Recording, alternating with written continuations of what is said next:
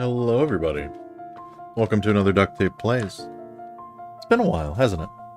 Unless you're watching this as a series on YouTube, in which case, it's been a few seconds, right? For everybody else, it's been like a week. So let's see if I can remember what we're doing. We're at the Isle of Blight. People are real weird in this town, and we have to explore the town, yeah?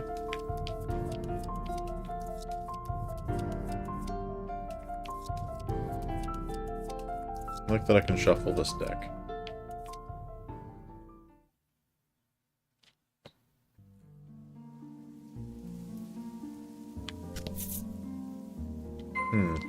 I guess we loaded the quick save rather than...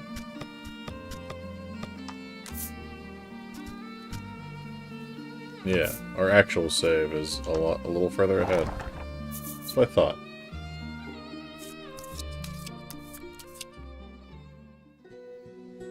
There we are. The man glares at you, clutching tight to countless medicine bottles in his hands. He insists that they all belong to him and refuses to share them with anyone. Yeah.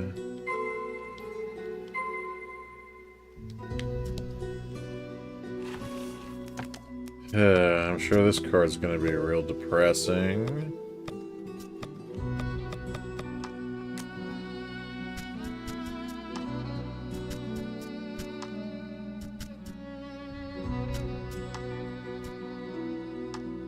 Where's he at?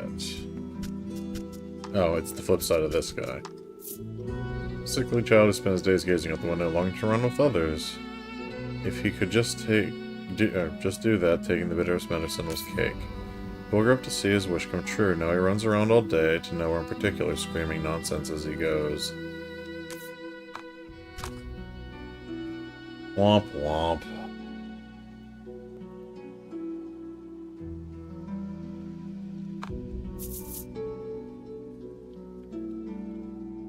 I need to go to the carriage. Oh, yeah, that's right. We can't actually jump in this area. Another villager approaches you. Though his speech is slurred, the demand remains the same. Medicine. This villager is also behaving strangely. Will you acquiesce to his request? No, man. You remove the medicine from your pack, recall for a moment how much it cost, and begin sliding it back into place. In the blink of an eye, the villager snatches up the medicine bottle and darts out of view. Something's not right in this village, Bruno mutters, clearly worried. Our nutrition boy knows better. You hear a panicked cry up the road. Stay with me. Focus on me. That can't be good. Let's go.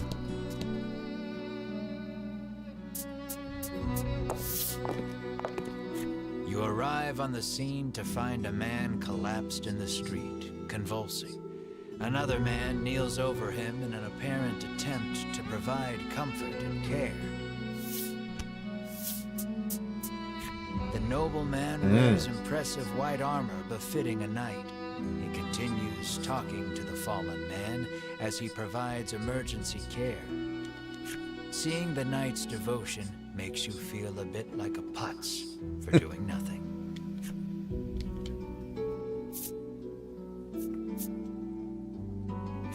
You ask Bruno to provide some of his custom supplement. He furrows his brow and solemnly shakes his head. The villager is now clawing at his own face with his fingernails, crying out for medicine. Oh, man. Blood, as black as tar, begins oozing out of his eyes, ears, and mouth. It proceeds to leak from every orifice imaginable. Oh, jeez. The convulsions subside. Within moments, the villager lies still. A horrific thought makes itself known. This is the first time you have witnessed the death of a fellow man. Even in a world where medicines and elixirs can cure most any ailment, none are safe from death's icy grip. And Harsh. as well you know, that which is dead can never return. Your mind goes blank. You drop to your knees in shock. Melanie clamps her hand to her mouth, stifling a scream. Riddis shakes uncontrollably. The knight hangs his head. Bruno nervously asks, "What are you doing here?" The knight's name is Sherwin. Sherwin He Williams. identifies himself as a member of the Ivory Order. His travels brought him to this village, where he has been caring for the ailing residents. His face contorts in disgust. If not for these foul drugs, they would be healed. He spits and takes his leave. Bruno gazes upon the villager's corpse with a look of apparent realization.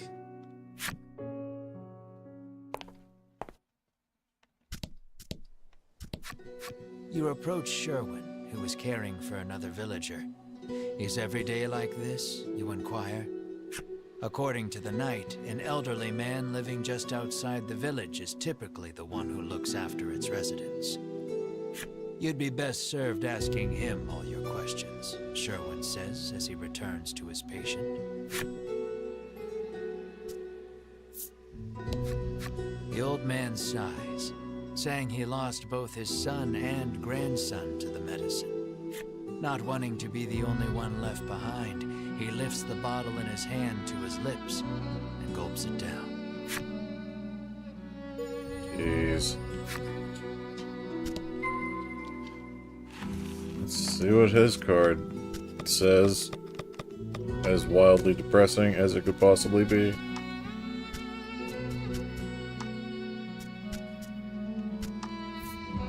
Would you look at that, the old man calls to his wife. Come look at these butterflies flying around me, they're beautiful.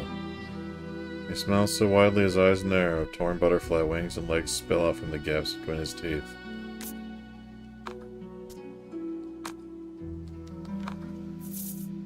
Man, this game's brutal.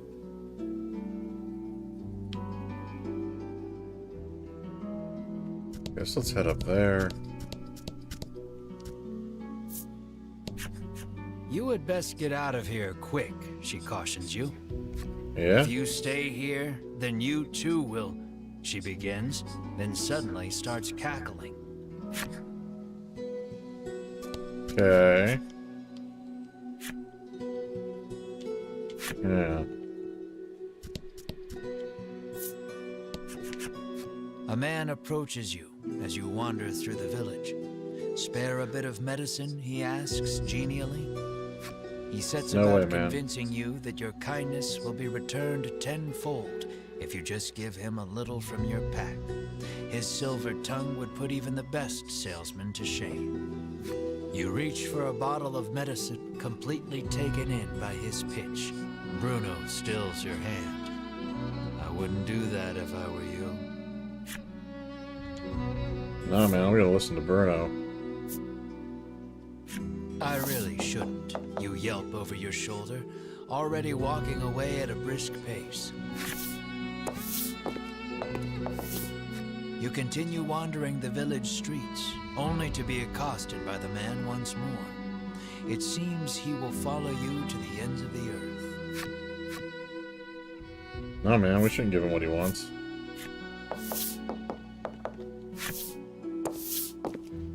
It'll just keep happening? No.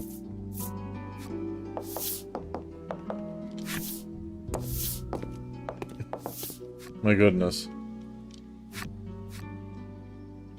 Let's try running away. One more time.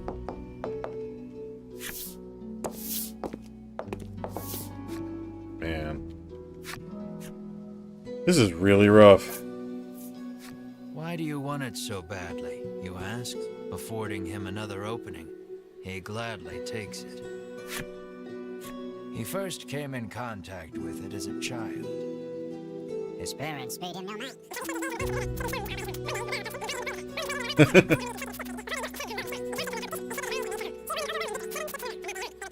Excellent.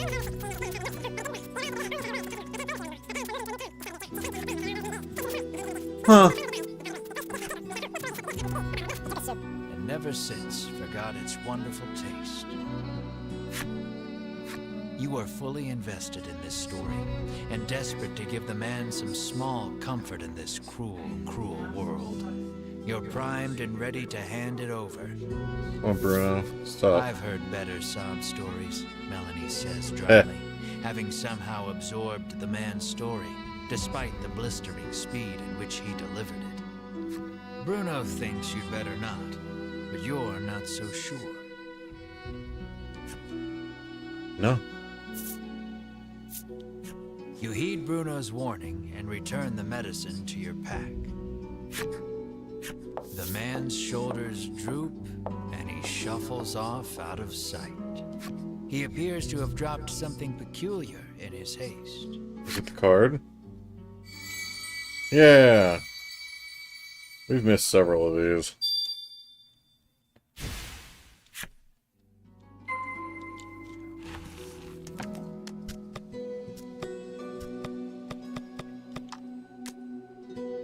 I guess only two, but...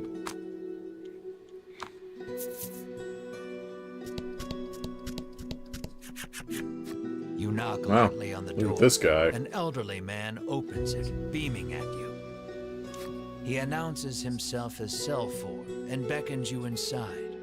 Might he be the headman you've heard so much about? Ask me anything you like, he offers. Selfor receives your party, for whatever reason, rather graciously. He could well be a font of knowledge. What will you ask him?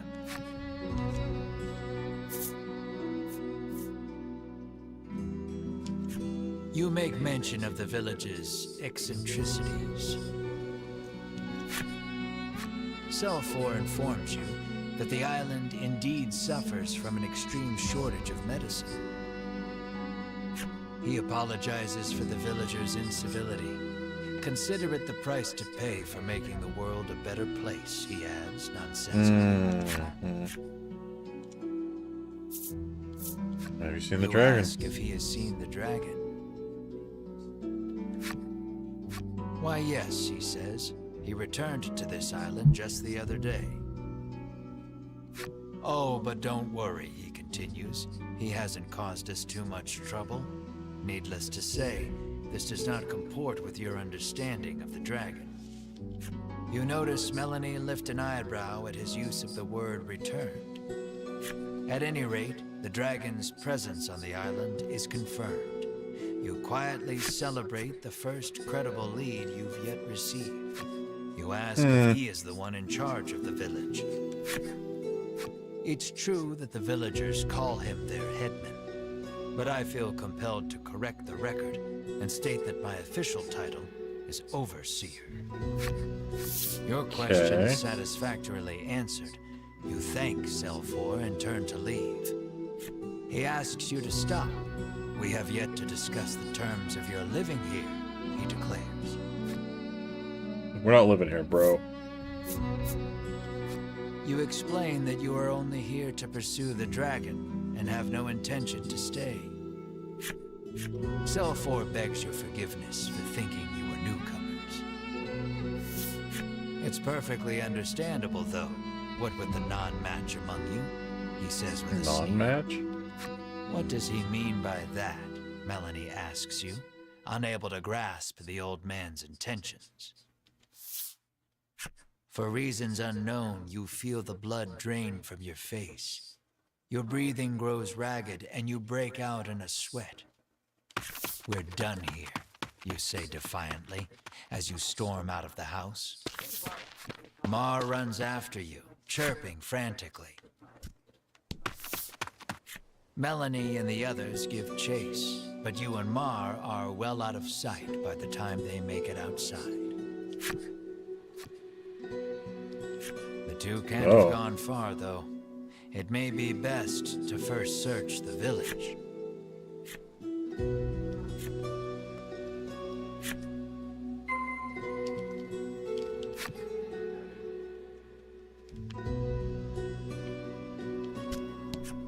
The woman claims a silly man skipped by right in front of her.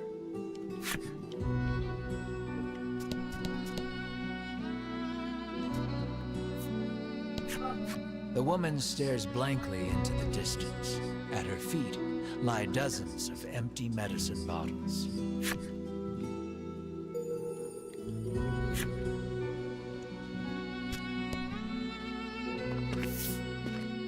Melanie and company find you standing in front of a house. She can't Hey, quite Prison make Gamer, it how out, you doing? but it sounds Welcome as to the though you're stream. saying to Mar, this place is... Melanie Sorry I didn't calls notice out you to quite sooner. prompting you to blurt out, sorry, just had a bad stomach ache back there, in your characteristically glib manner.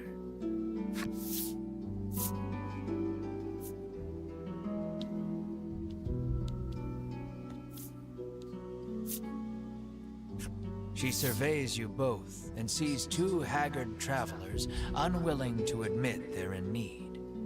Are you sure you're all right, she asks, concerned. Fine, absolutely fine, you tell her, perhaps too eagerly. So you were worried about me, you shoot back. No, I wasn't, she replies, her face reddening.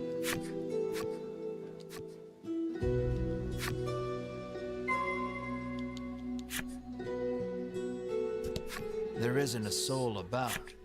The house is surely abandoned. You We gotta spot a step on familiar-looking this tile, mage on the village even though we could streets. avoid it. Hey! Winifred takes no notice of you and ducks into the apothecary.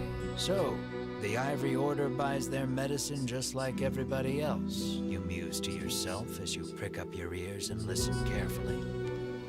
Winifred and the apothecary speak in hushed tones. You'd guess it's an order for special medicine, but you can't make it out. Alas, she's just buying the usual stuff. Nothing remotely interesting about that. Though her presence suggests that other members of the order might also be in town. With no desire to run into them, you make yourself scarce before she catches sight of you.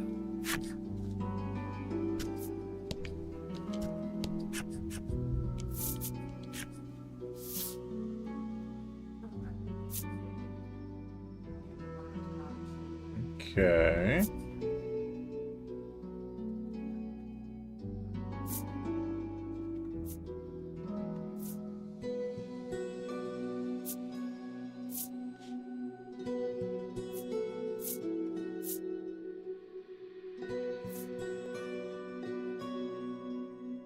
Do we have enough money for everything that I want? Definitely a new sword.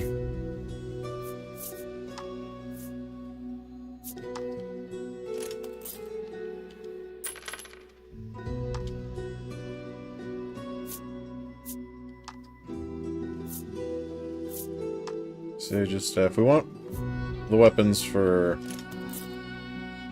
Melanie, Rittis, and Ash for sure. Anything else we could manage would be good too.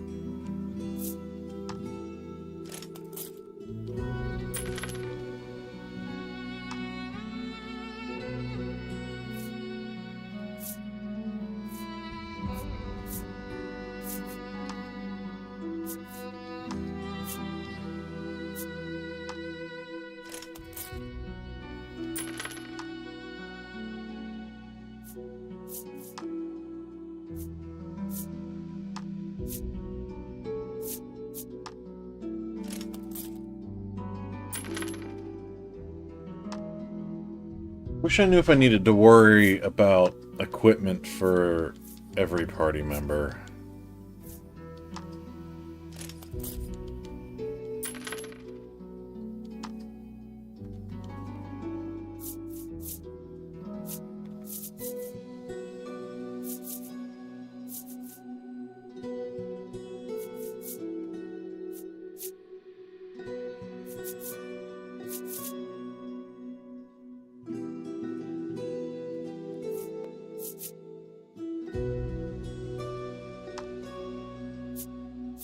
We'll get these just in case we decide we want to use him.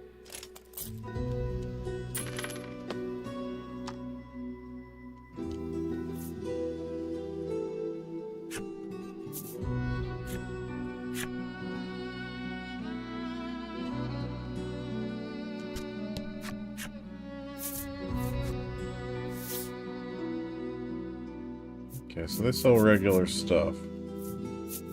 Weird. Guess I should sell some things. My inventory's pretty full if memory serves. I mean, I guess it could be what Uno would look like to the colorblind, although yellow should be more visible, one would think. But how you doing, Cinco Play? Welcome to the stream.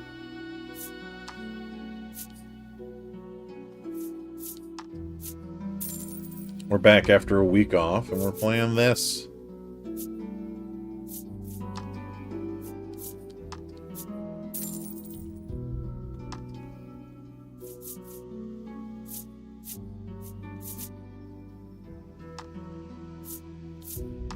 These are probably not worth keeping.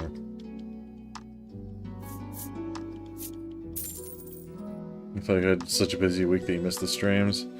No, well, if you were busy, then that's better for it. But no, I took the week off of work, so I also took the week off of streaming. And, just did stuff around the house, and also played through the first volume of .hack GU, which is an alright game. I enjoy how melodramatic it is.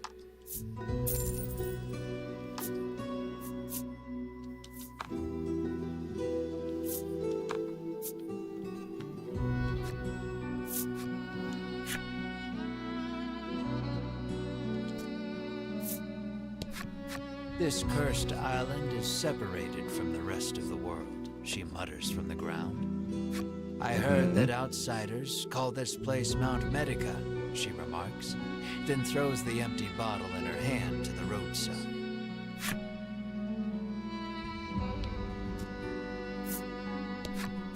The villager turns to face the wall once more, and smacks his head against it repeatedly.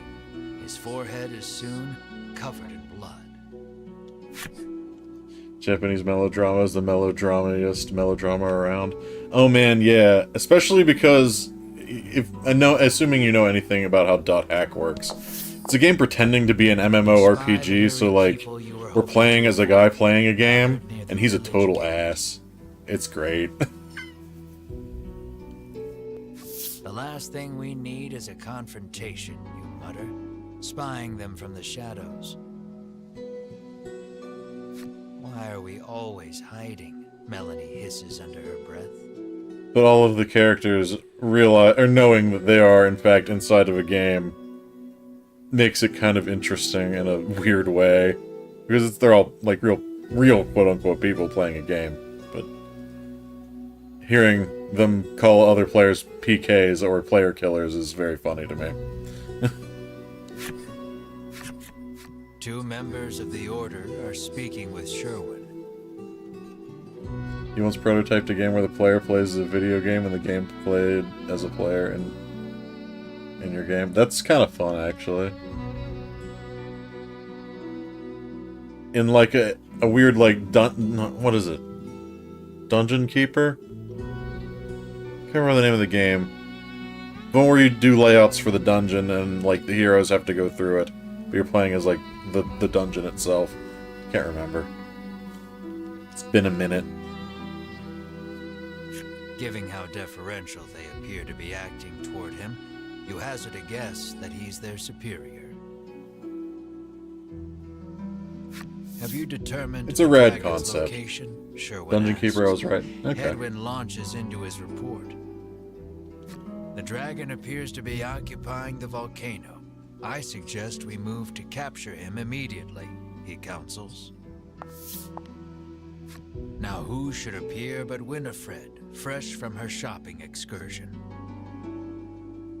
Bonk not the mama? Bonk is no one's mama. He a caveman. Preparations for our journey into the volcano are complete, she reports, handing Sherwin a bottle of something.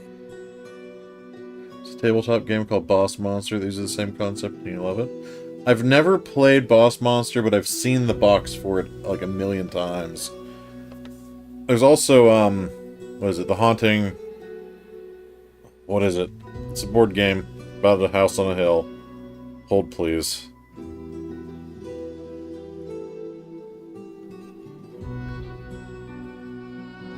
Betrayal at the House on the Hill. Is this... Yes, that one, Cinco Play. Thank you. That's also really rad. I love the concept of the game getting turned absolutely on its head midway through. Splendid.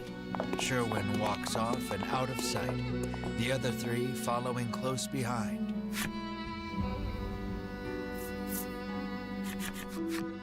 Lucky for you, your hastily improvised hiding spot afforded you valuable information on the dragon. Hey Frank Fortune, how you doing? Welcome to the Their stream. conversation raised as many questions as it answered. There was talk of capturing the dragon. Melanie picked up on the incongruity as well.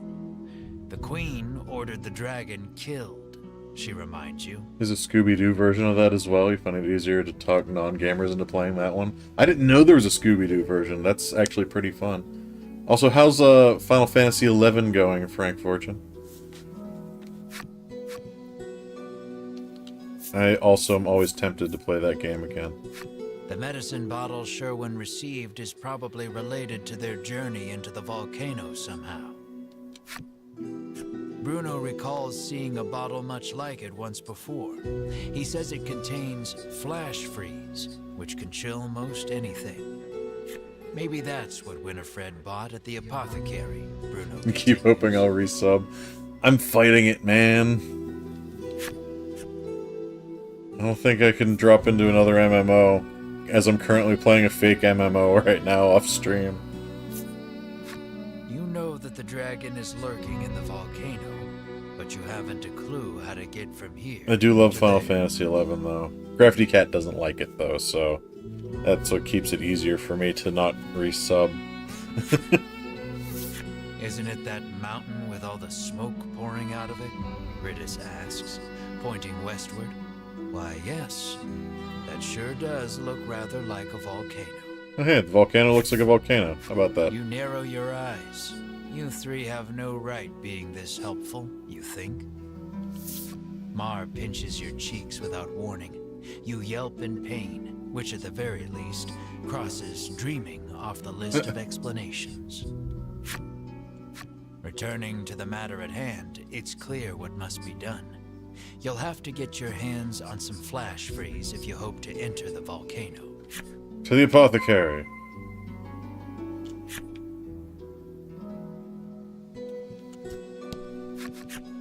Happen to have any flash freeze for sale? You cheerily ask the apothecary. She flashes a wry smile. How do you steady the roiling magma's flow? She asks cryptically. The meaning behind the question is utterly lost on you. She needs a password, Melanie mutters over your shoulder. The answer, then, would be the password. So, how do you steady the roiling magma's flow?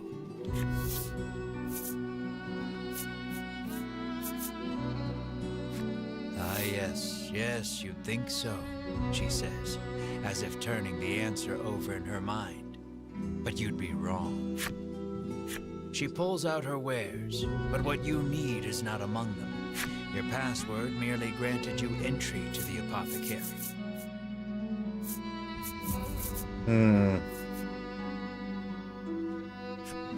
First, apparently they added a whole new max level system. First there were merits, then there were job points. You get job points by having mastery levels. Ooh! I know there's also gear levels too, like WoW.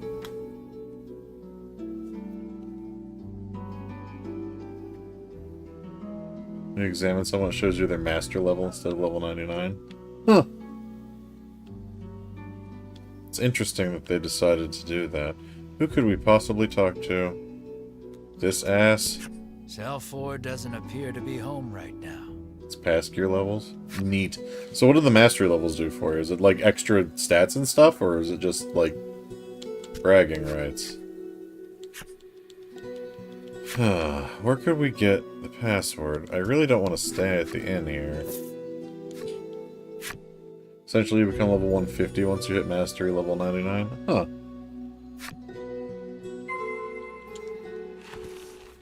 What does this card say on the back, and how brutally depressing is it? Over 91. Okay. We've been updating about Okay. Oh well. Oop. We've seen almost all the character cards, though, so we gotta be getting close to the end of this. Item shop girl, where you at? You. That's the innkeeper. You. Extra stats on your sub-job can go higher than half your level. Max sub-job level is now 59 instead of 49. That's actually pretty huge. That stats increased too. What's happening? He was talking about Final Fantasy XI and the new stuff that they added. Huh. I know that they added jumping, which was wild to me. She was a quick hire. Her gentle disposition was sure to attract few more customers, they figured. No one was prepared for the crush of customers that ensued. Her hiring was ultimately a failure. The damages wrought by her carelessness far outweighed the profits and left the store in shambles. Okay.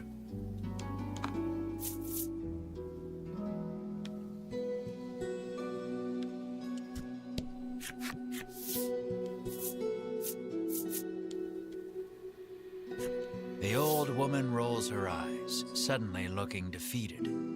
How did you know the answer? Did someone tell you? She mutters bitterly. I'm gonna go look at that screenshot.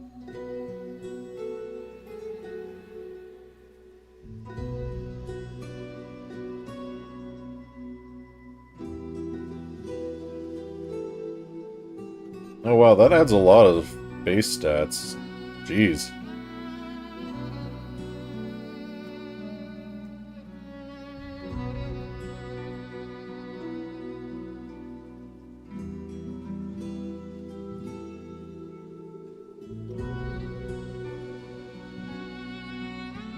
Huh.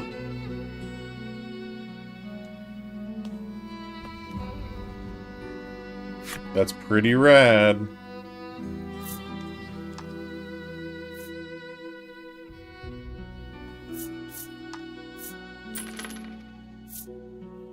It does tempt me.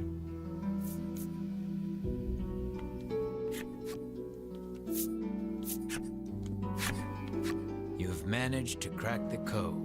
And a bottle of flash freeze is yours. At last, you are ready to enter the volcano. To be honest, watching a party of 6 demolishing something that you show 18 people having trouble with was both cool and disheartening. You've got a long road ahead of you, so you would Jeez. best be prepared.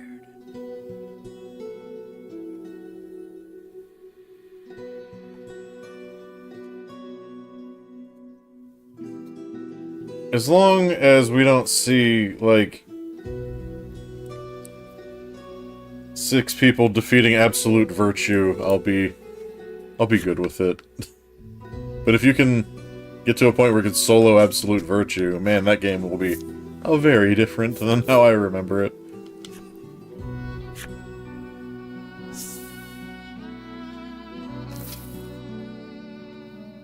So the volcano. I'm gonna save because I don't want to deal with all of that again.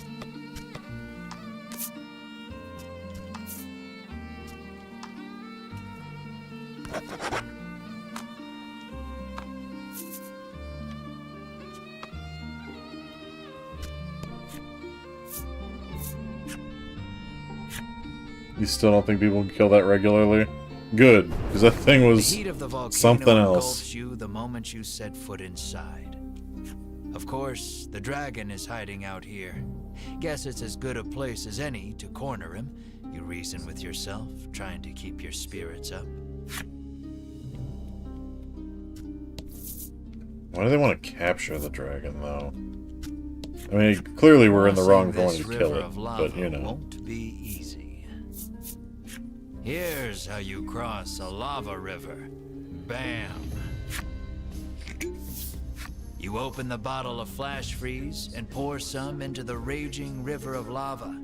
The lava instantly hardens, forming a bridge of rock. Rock Bridge.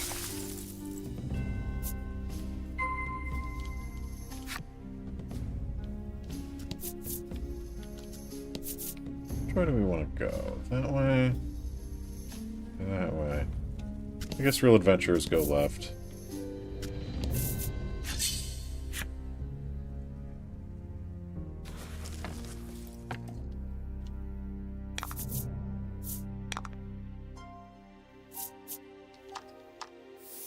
should probably kill it, right? Not quite.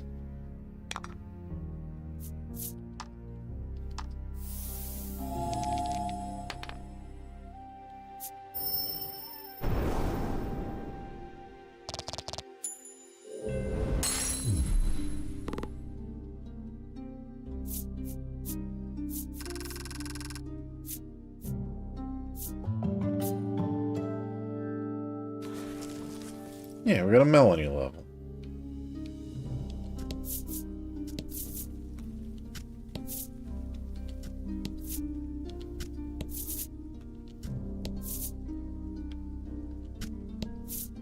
Okay, so that's the stairs.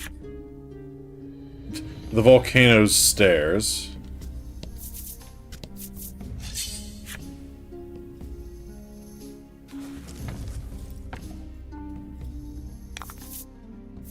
And fight. Oh yeah, Frank, what job did you end up landing on to play for your comeback?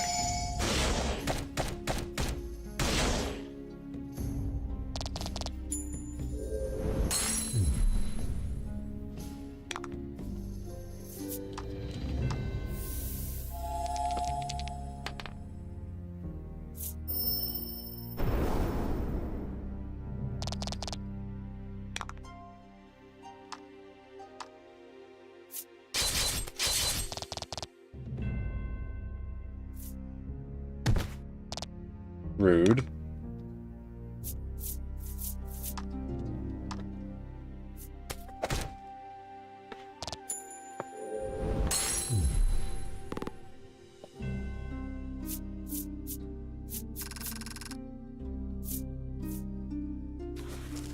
Needed Dynamis Divergence on Blue Mage last night. Was still kind of got carried. Got Red Mage 99 this morning. Still deciding, honestly.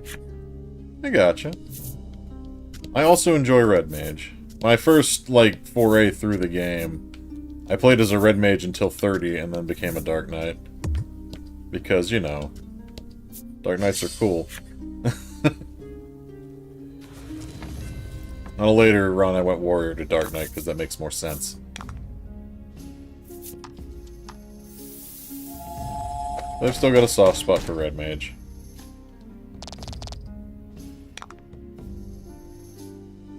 Your Red Mage is 75 on your old character in that era. Nice. It's just a really fun job to play. And it has a very, very impactful 2-hour ability. Which I know they reduced to like 1 hour or something now.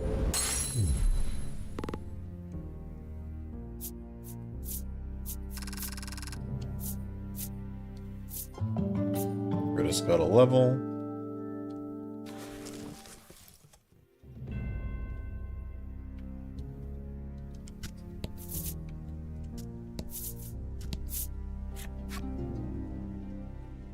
There's a bunch of neat spells now too. I believe it.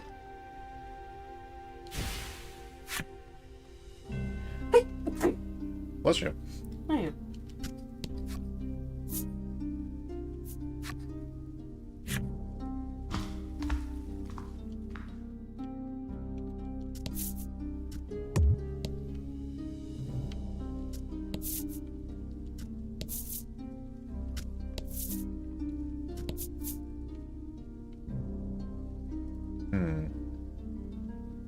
Where do I want to go first? I guess... Got a Soothstone. Cool. Let's go this way.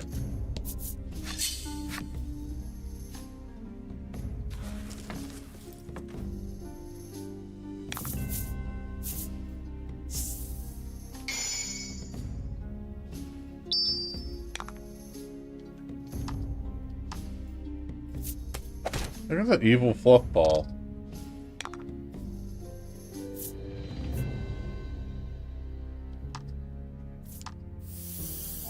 Or do these guys resist thunder? They might resist thunder. Reasonable enough damage.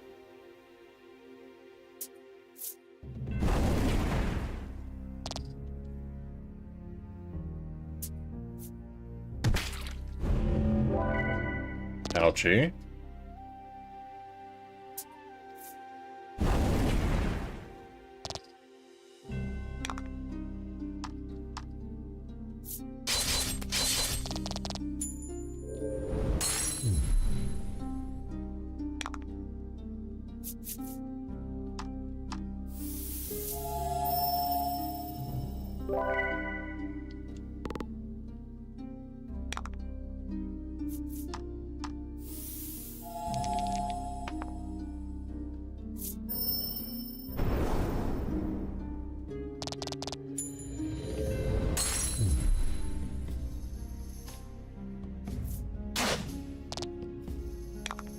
Man, I wish I didn't want to play Final Fantasy XI again.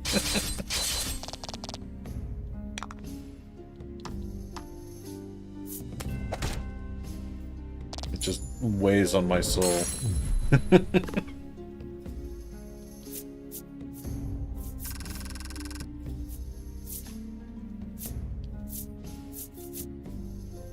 Let's go with the right chest. Sure. Oh, you're fine. It's not your fault. I think about it all the time.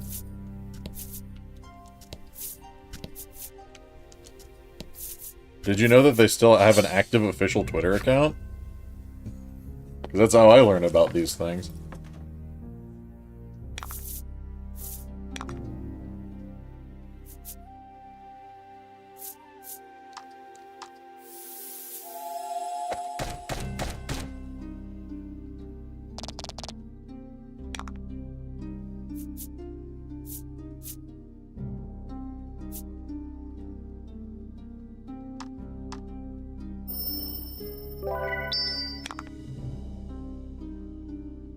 I was really hoping he'd be faster.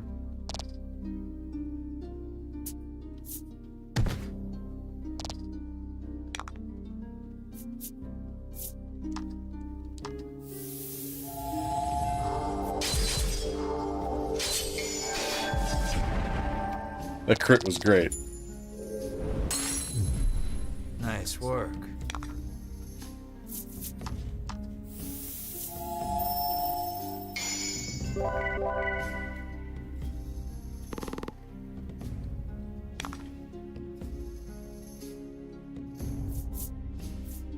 Let's see what darkness looks like.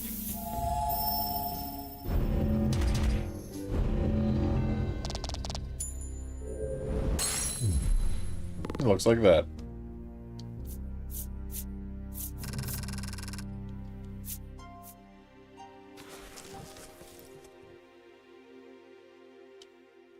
Yeah, we didn't read about the ogre.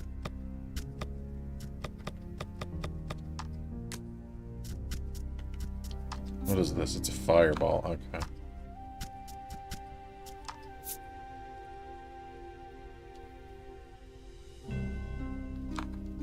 Is that it?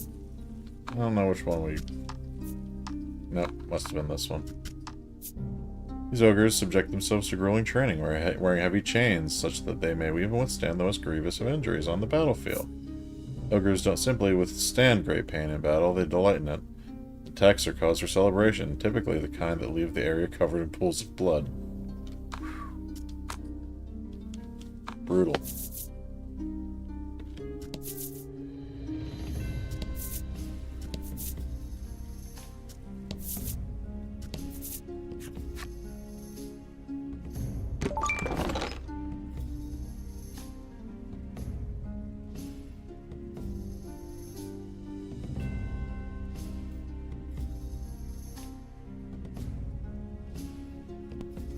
Money!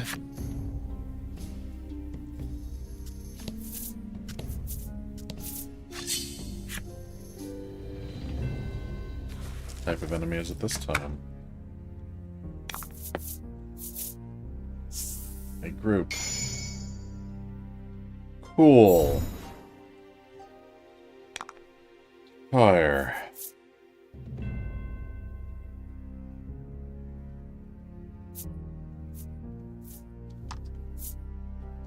Let's take this guy out first.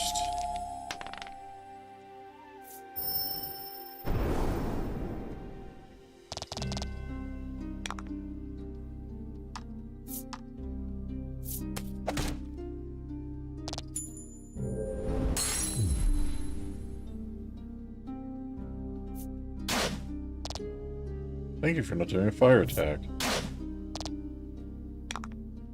Let's see what Tri-Blade looks like.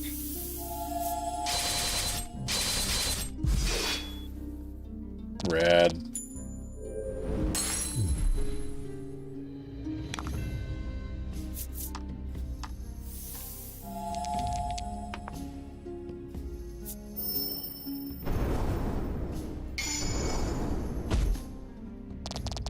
was lucky.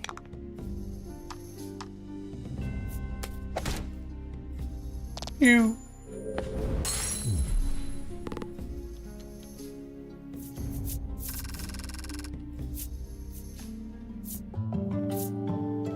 We got a Bruno level. He gained overpower. Deal 15 extra damage, inflict attack down for 3 turns. I mean, that's pretty good. Pyro Wolf story.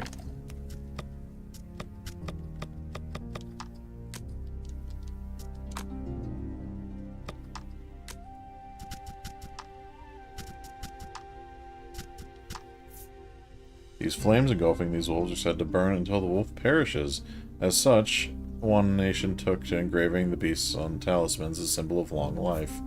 A pack of pyro wolves lost in the forest risk burning it to the ground. Keenly aware of this, the forest dwellers hunt the wolves before they douse the flames.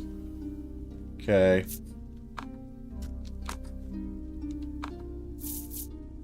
Whatever.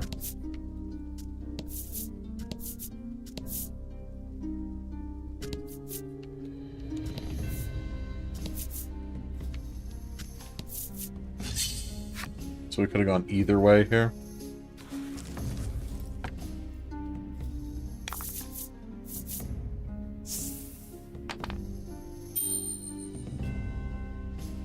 Every dice roll is a 5.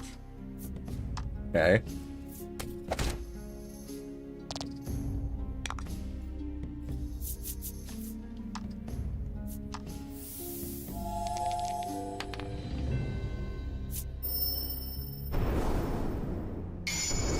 Oh, he's so dead.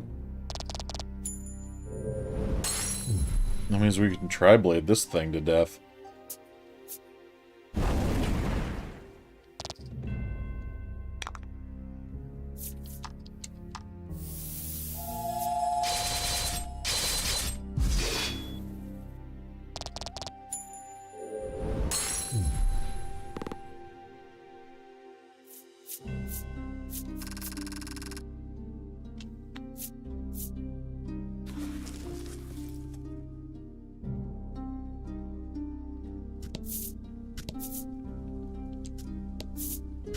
Is this just a straight shot? That's funny. Oh, okay. It made us go the other way anyway. Erupts from the ground before you. You escape injury by the skin of your teeth, but the path ahead is now blocked. That's fine. I chose correctly.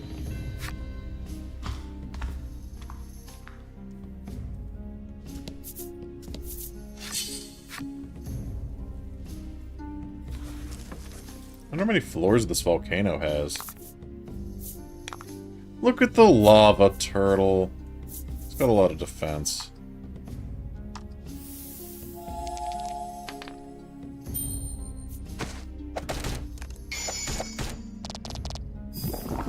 I was lucky. Probably better off just dealing a flat 15 to it.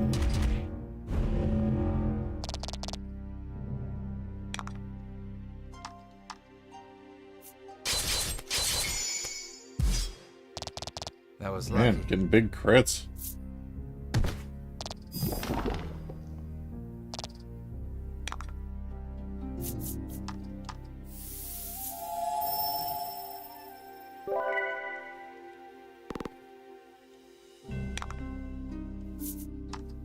Let's see if Zephyr will take it down. If not, Ash should be able to do enough damage. No, a crit will do. You did great.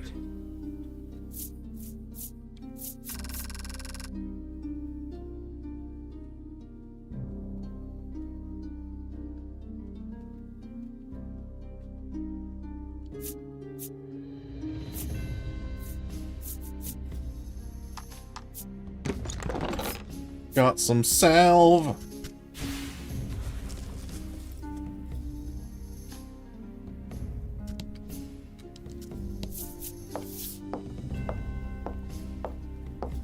You can't help but chant, "It's hot, so hot."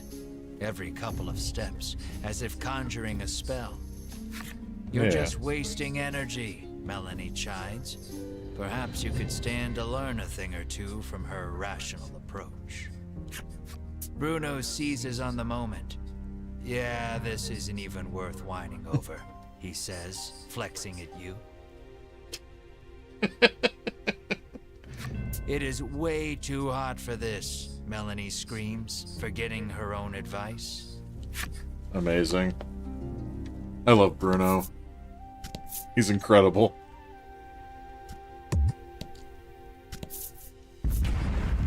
Too bad his ability set isn't as good as Ash's. Leaving a pile of boulders in its wake. You take a fortunate but ungainly fall backwards. But sadly, you must find another route now.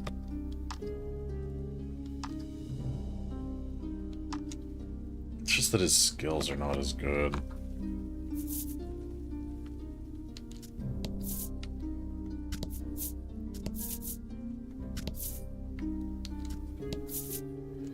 The overpower seems okay.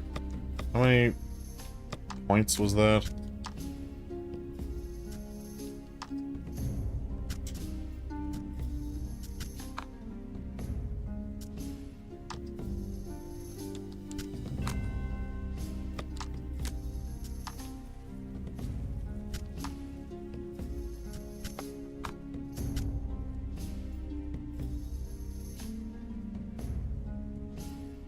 That's 3.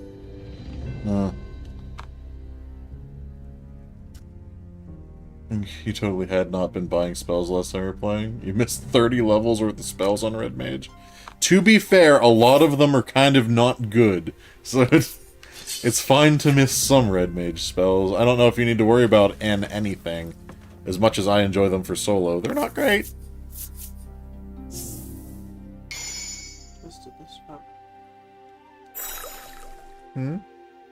And fight.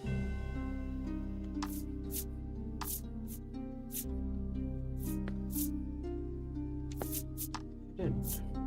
Yeah, I did. Maybe it just doesn't matter.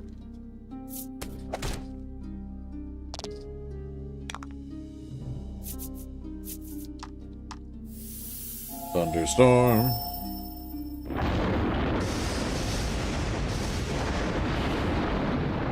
Oh yeah, that's good stuff to have. Unless you're high enough level to have DF4.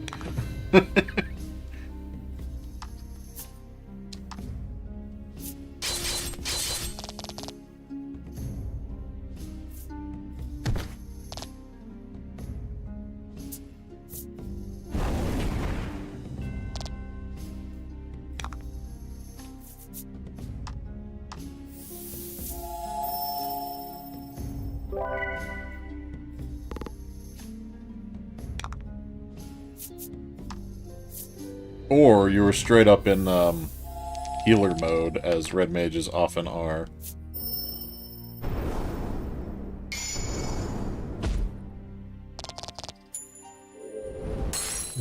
Oh?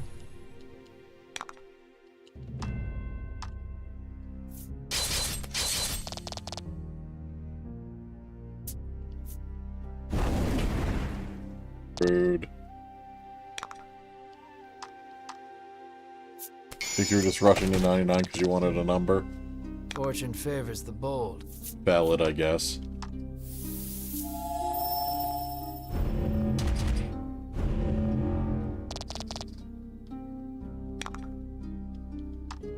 I did a lot of soloing with the NPC trusts. That was a good white mage time, to be quite honest. Because I didn't like the, shortcut to 99 that they've given the game these days.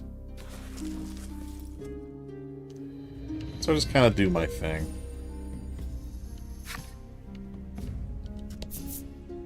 Hey, a jacked guy in the volcano. Just as you're about to faint from the oppressive heat, a heroic voice calls out to you. You turn and watch with wide eyes as beads of sweat glisten over his muscular body, only snapping out of your reverie when he asks if you're okay. According to He's the so man, sultry. conditions will only worsen from here on out. He offers to lend you Bro a is comfy packing. sleeping mat and blanket Yeah. to rest That's with what I said. before continuing. That is what your Crafty journey. Cat said. I believe you said, quote, he has an ass strap. He does have an ass strap too. Yeah. Look at it, it's holding it in. You can see it. You can see the tension. Sure, if we'll rest at this jacked guy. Your party is fully recovered, but now your body reeks of sweat. Oh You well. thank the man before heading on your way. Sweat, baby, sweat. Get it going like a turbo vet. It's true. He does have back.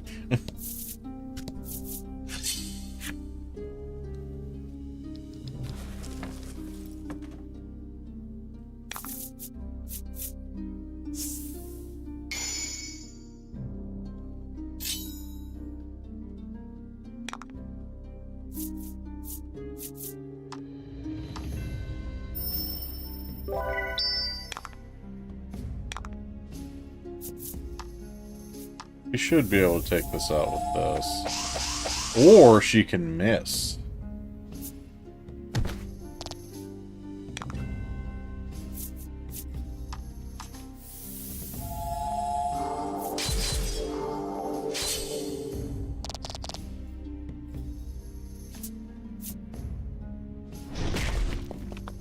Damn, turtle.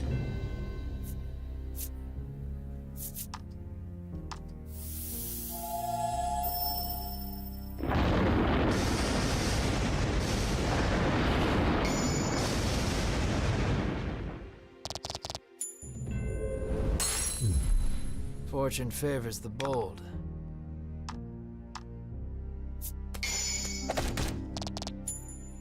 You were playing Jackbox over the weekend, you had to pick a joke song for a slow dance. Someone picked Bloodhound Gang's Foxtrot Uniform Charlie Kilo. That would be an interesting slow dance, at the very least. I want to be around the bush. Foxtrot. Uniform. Charlie. Kilo. I believe you had a WoW character named after a line from that song, did you not? I did. Yeah.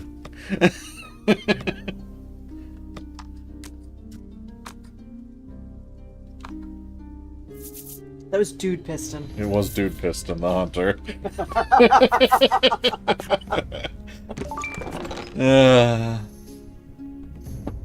Never got reported. Not once. Not once. Oh, those were the good old days. Running around with Dude Piston. Oh, life was a simpler time then. In the WoW days. Who can equip that? No, go back. I assume not her. Oh yeah, hitting the R1 or L1 toggles the card, not character. She can wear it. Sure.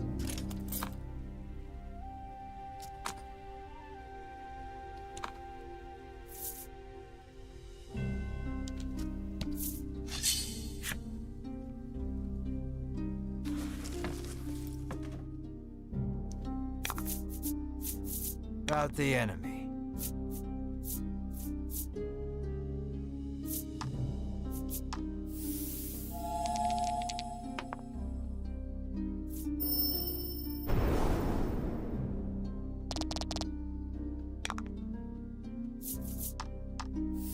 This might be a mistake, but we need to heal.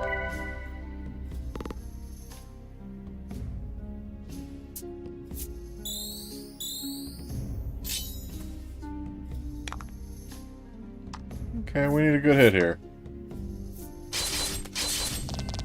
Not good enough.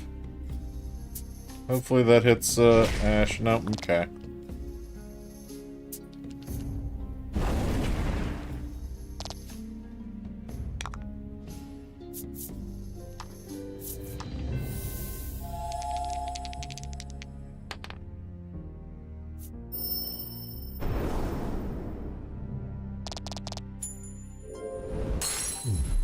I don't trust it to get to Ash's turn without Ritus dying.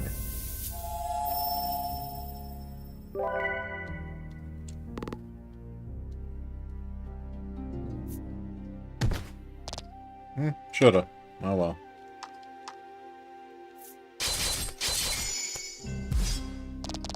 Excellent. Excellent. Bonk.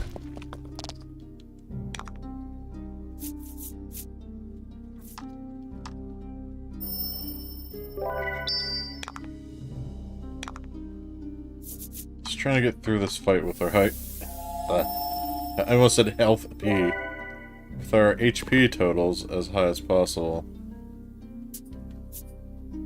Even if it is a little inefficient.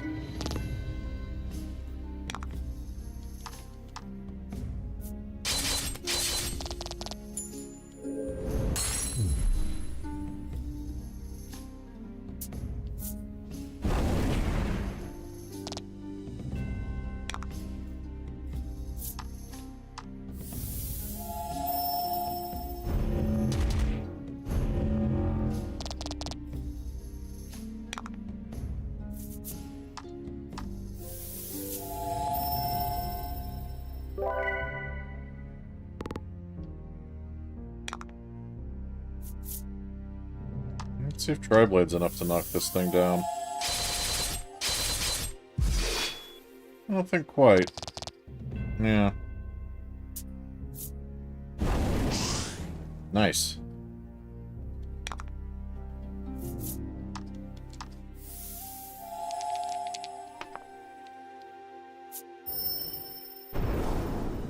That's an acceptable health total.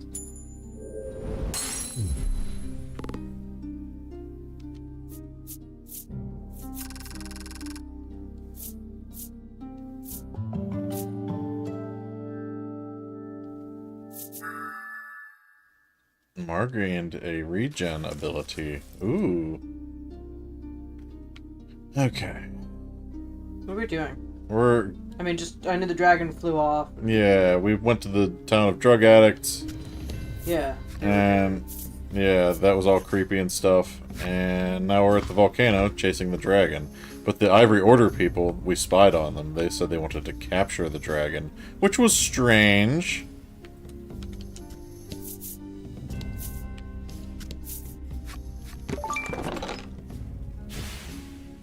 Got a butt warmer. Is it a cat? It is. Franklin has his tummy on my bone.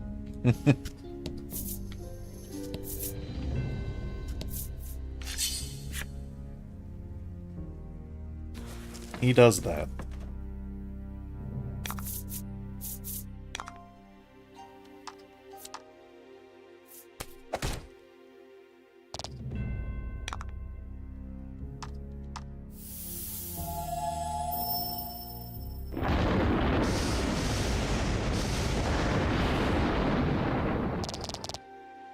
I'm wondering if Thunderstorm's worthwhile anymore. In this dungeon, we might be better off with the freeze spell, just for better single target damage.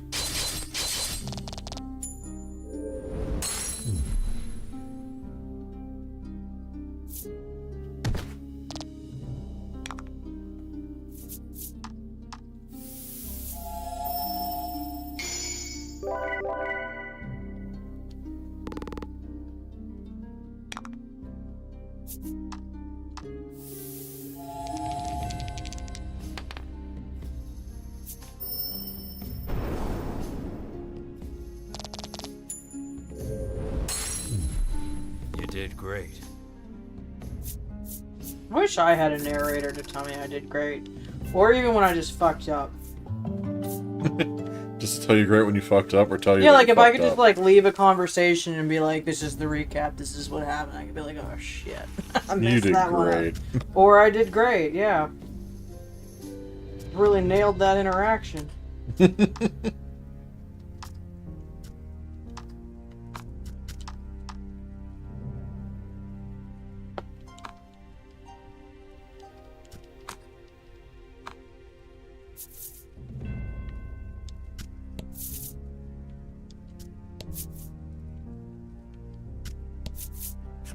Yeah, let's go back down, because there was something over here.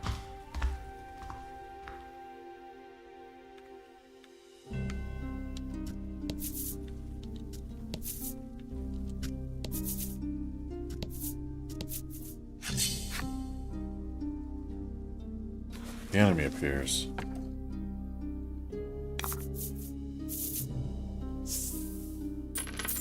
Double gold! Don't hold back.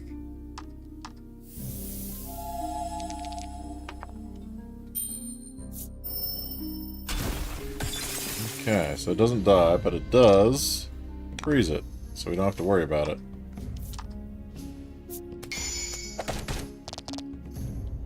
Excellent.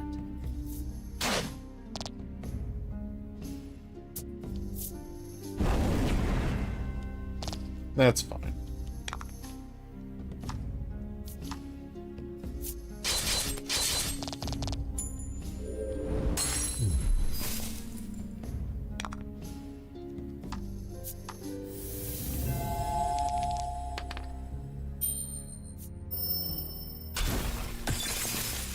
Maybe freeze is where it's at.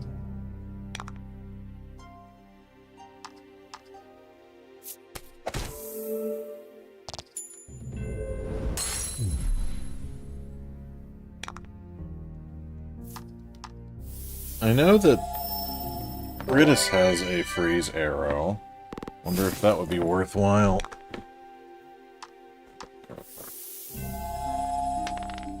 I guess freeze and poison are at odds with each other, but that will give her extra damage regardless. So maybe we swap poison for freeze for now? That could be fine. Melanie leveled up. She gained 0 elements. Does 30 plus attack damage to all enemies. 5 crystals, though. Man, that's a lot.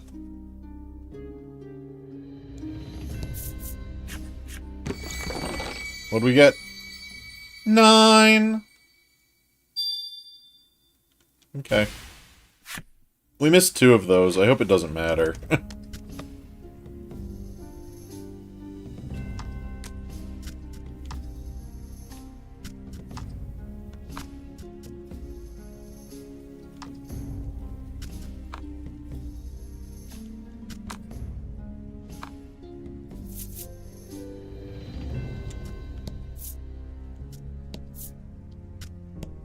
Gotta make the map happy. Flip all them cards.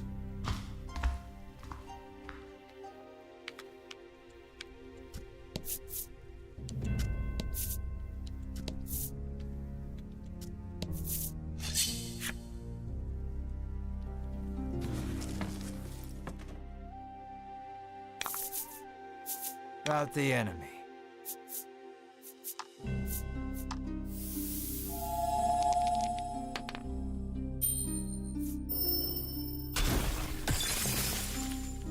Bonk.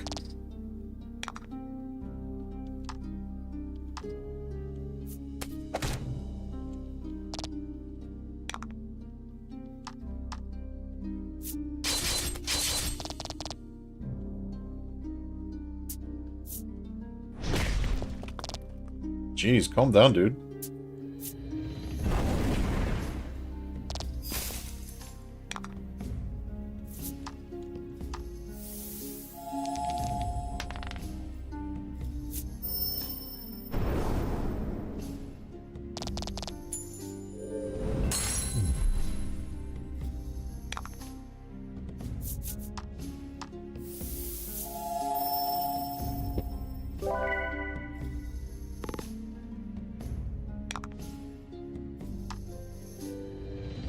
Guess we'll take this thing out.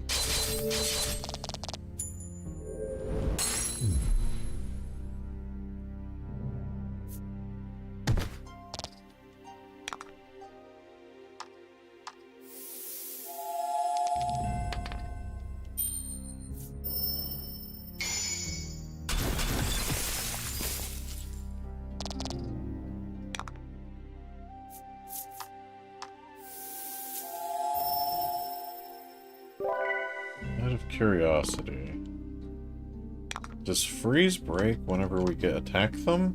It does. Damn.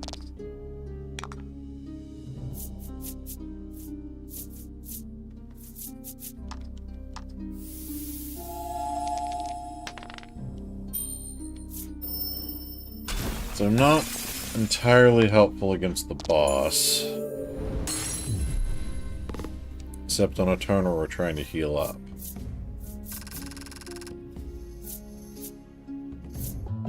I'd rather have poison on it, just for the incidental damage. We learned the magma tortoise's story. What is its tragic backstory?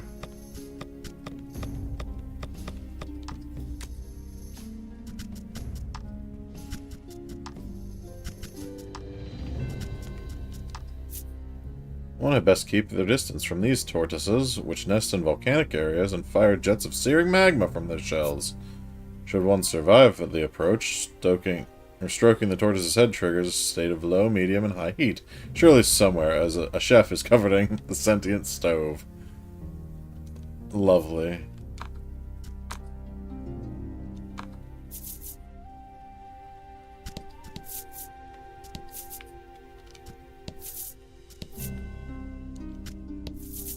You've spent so long in here, even I'm starting to sweat. Shut up, narrator. I'm exploring, damn it.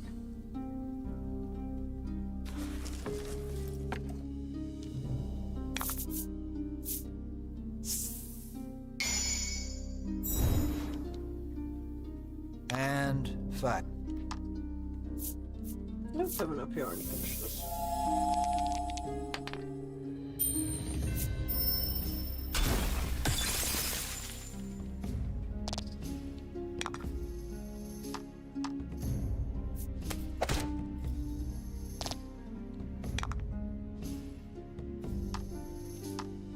Crit? No.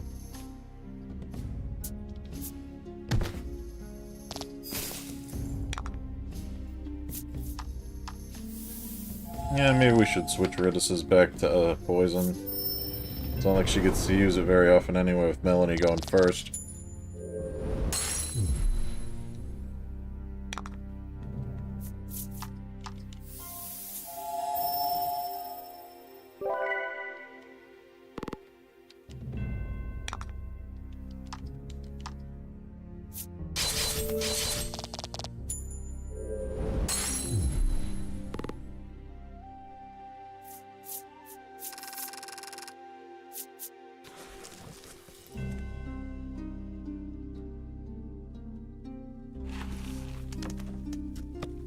Messing with skills.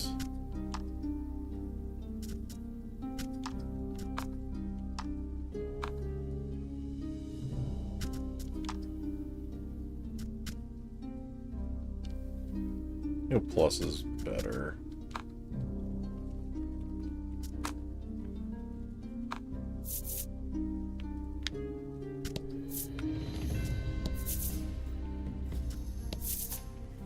So that's where the steps are. Got an spear elixir. And now we gotta go this way. See what kind of secrets the map holds over here.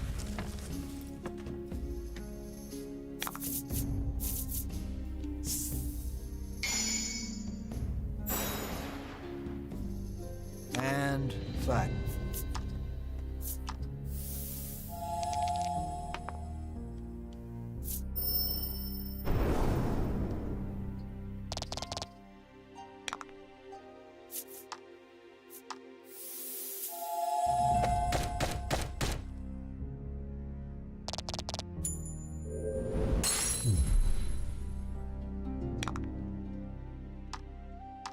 Turtles.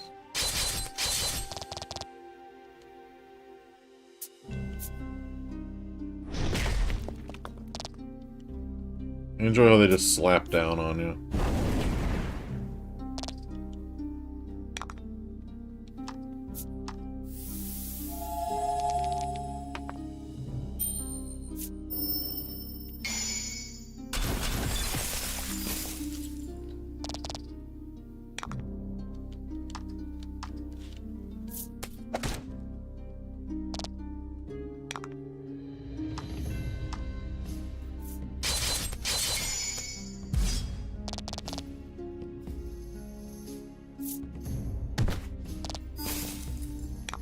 dude.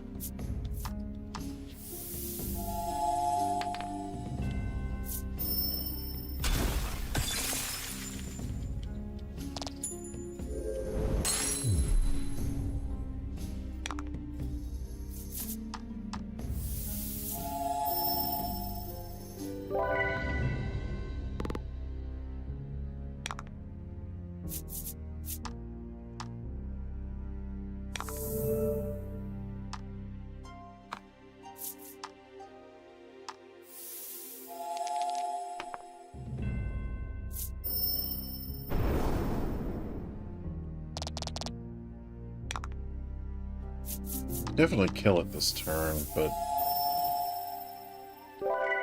this is probably a dumb thing to do.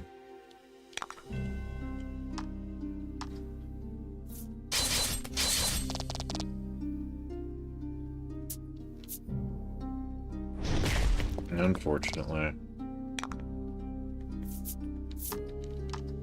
Oh well.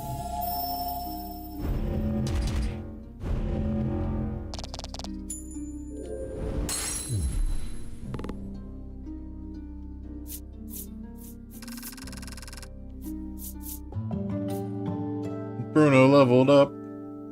Man. Man indeed. Bruno is a man. Now you're a man. A man. Now you're a man. And a man. I was gonna say, every month you can earn these orbs to go into the arena, and you can gamble on opening chests. If you open a mimic, it kills you and you lose everything. Gambling at its finest. That's rough.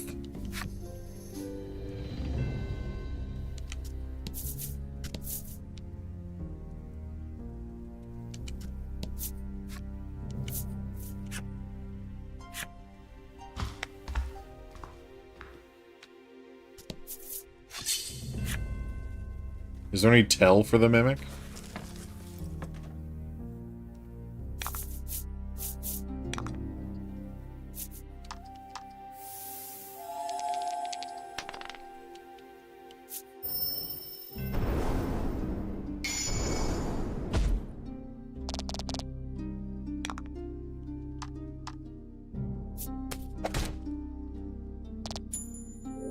I can tell as all your shit's gone. Well, yeah, but no tell, sadly. That's rough, man.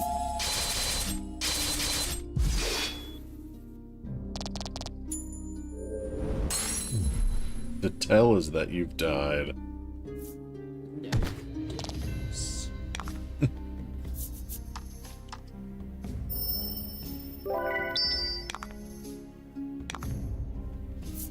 Okay, Turtle can only hit one person, so at least get most people out of this fight at high health.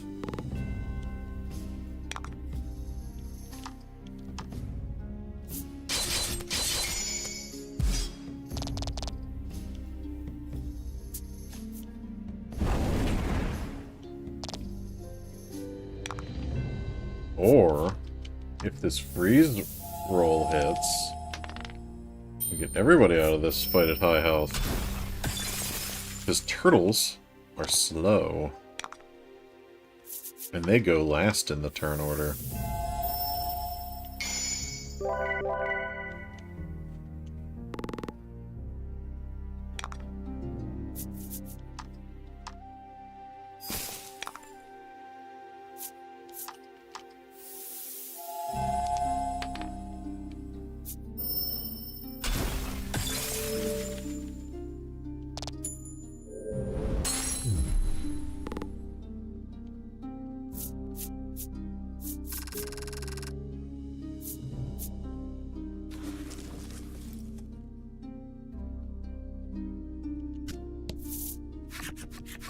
Oh hey, it's these guys. A clump of familiar white outfits comes into view. You've caught up with the Ivory Order at last. We've done it. We shall be the ones to fell the dragon. You proclaim loudly to no one, apparently, for the Order pays you no mind. At your persistence, Winifred requests, please do not interfere with the dragon's capture, clearly annoyed. As you all suspected, they have no intention of following the Queen's orders to slay the dragon. Yes. What will you do with him once he is yours? Melanie asks forcefully. Tortoises! Oh. But her We got answer ambushed shall by a have to tortoise and a wait. dog. The lava bubbles and swirls as Picture monsters speaking. leap out onto the rock before you. It would seem the only way out is through. Oh, he cut the turtle in half. In a flash, Sherwin's blade cleaves one in two. Clearly, he has earned his rank within the order. Keep moving, he bellows, leading his companions deeper into the volcano. I guess we gotta fight this The dog remaining now. monster turns toward you, eager to avenge its fallen friend. There shall be no avoiding this battle.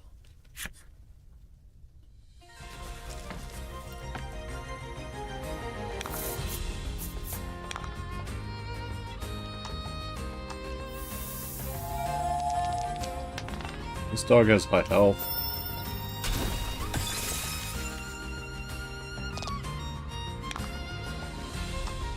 Don't think it'll matter, though.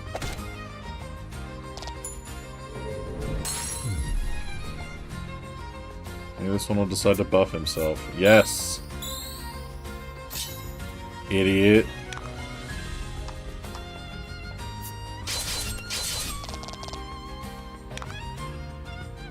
Don't you know the status effects suck unless they do damage?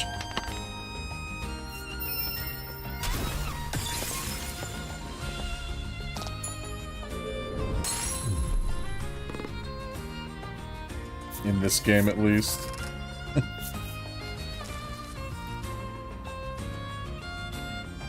You escape with your lives, but the Ivory Order has put some distance between you. All your efforts will be for naught if they reach the dragon before you do. You hurry the party onward. They're gonna get there first, because I'm gonna flip over every tile on this map, damn it. Oh. Well. Now it's the end of that.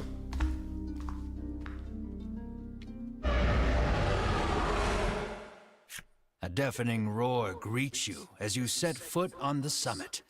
The dragon must be close. Yeah.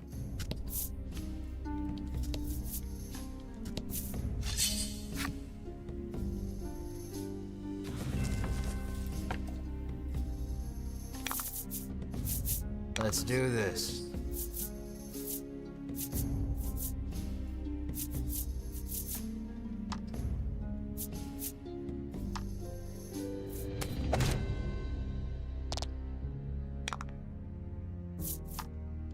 Does this guy resist wind? I can't remember.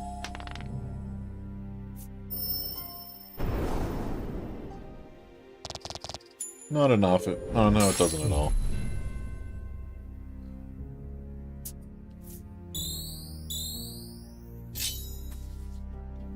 That's what I was hoping for. Nice freebie of a fight.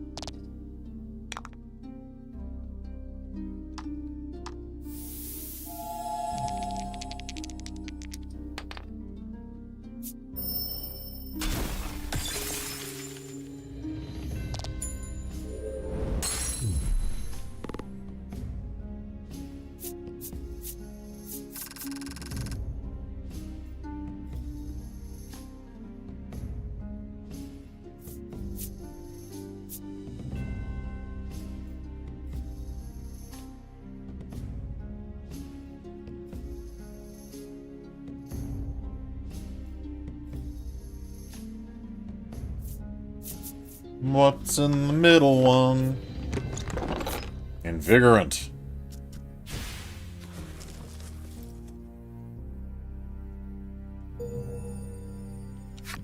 Let's learn about the fireball.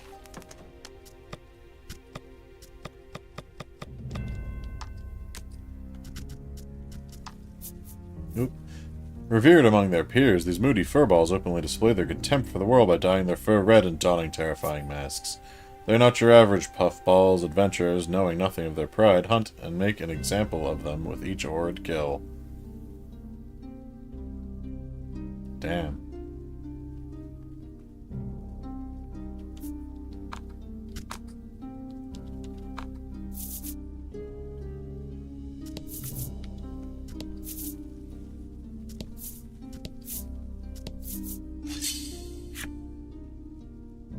An enemy has appeared.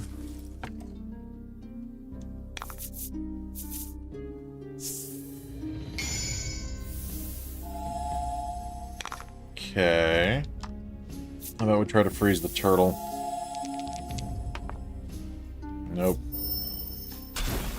Unfortunate.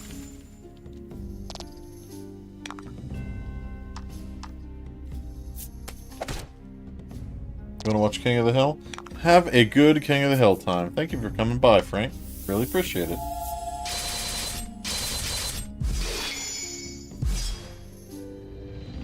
Man, that was a lot of damage. That was lucky.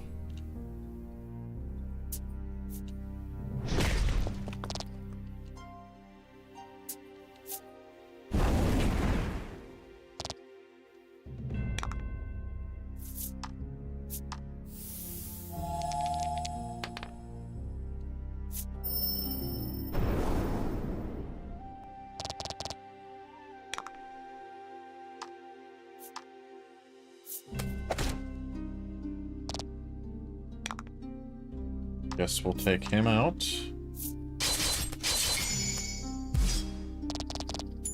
No, my bun warmer. The cat hath moved.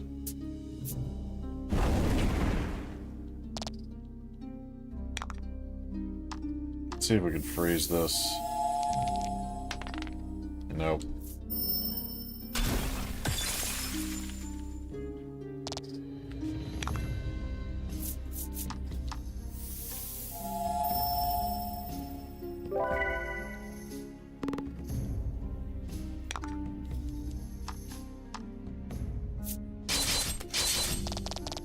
Oh, that wasn't enough to kill. I was really thinking it would. Okay, well I guess we get another round of Sword of Heals. Yeah, some. Here. That's it for you.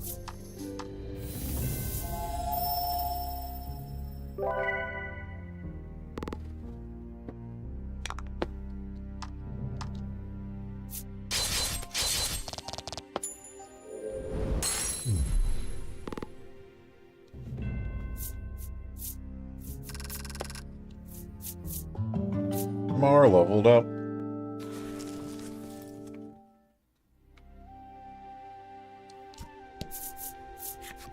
Okay. You reach fighting the the dragon. caldera only to find the dragon and the Ivory Order members locked in battle.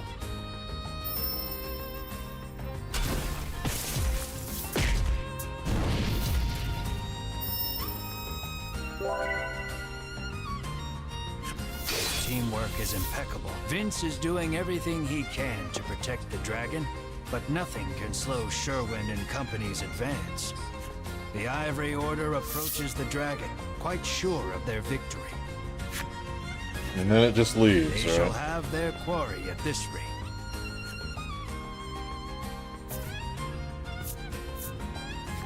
You cannot stand idly by. You thrust yourself into the midst of battle. What side are we joining, then? We'll be the ones to collect the bounty on the dragon's head, you yell? What vulgar ambition, Hedwyn says with a sneer.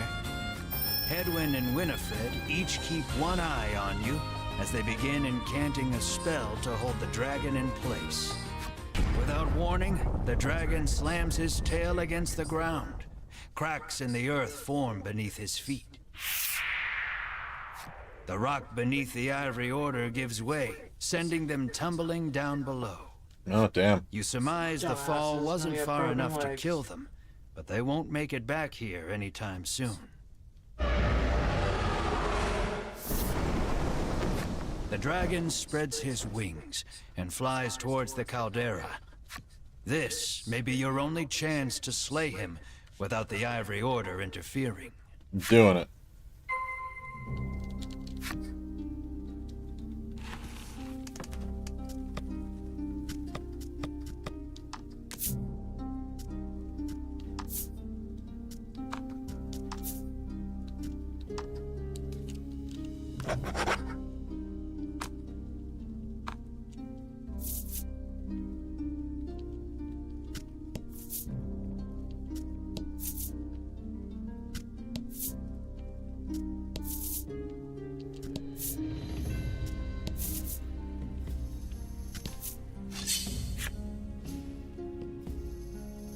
I just want to flip over the tiles, man.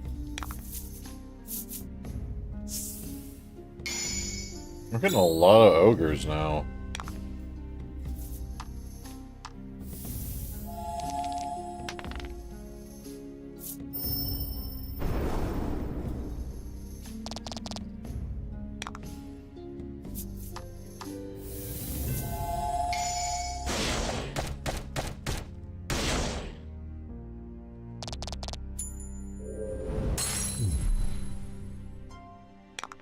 That might have been enough to kill the ogre from full health. I don't know.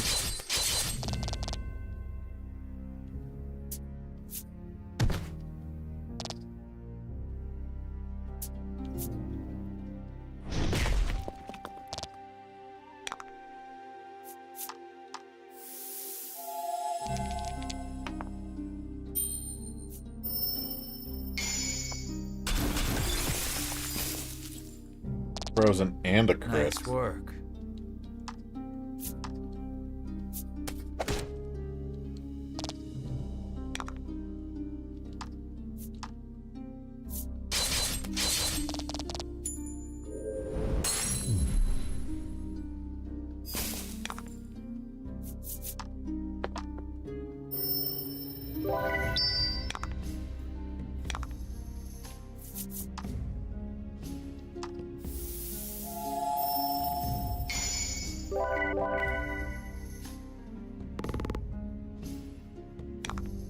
That was a good crit. Do we think 19... this should do 19 damage, right? Oh, yeah.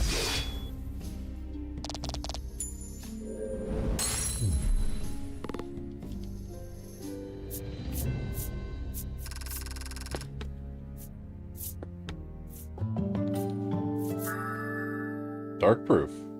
Neat.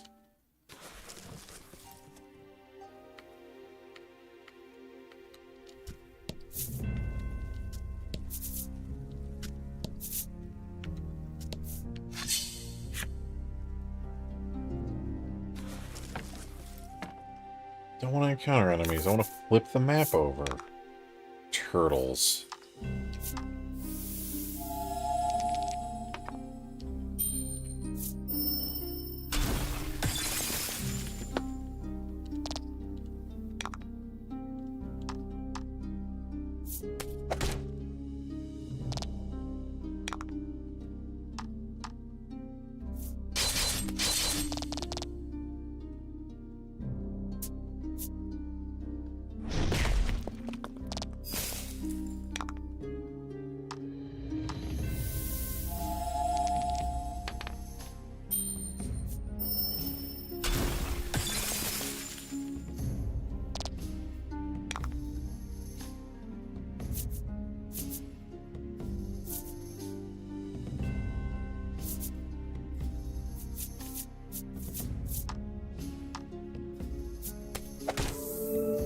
Nice. I'll have Ash heal himself to full, and then we can take out the turtle on the next turn. Free spell, convenient.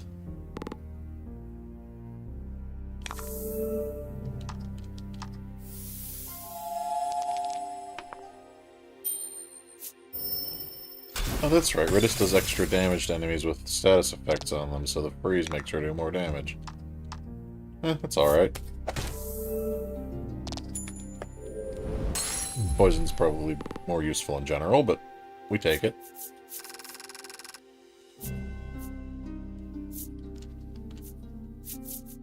Left. Hmm.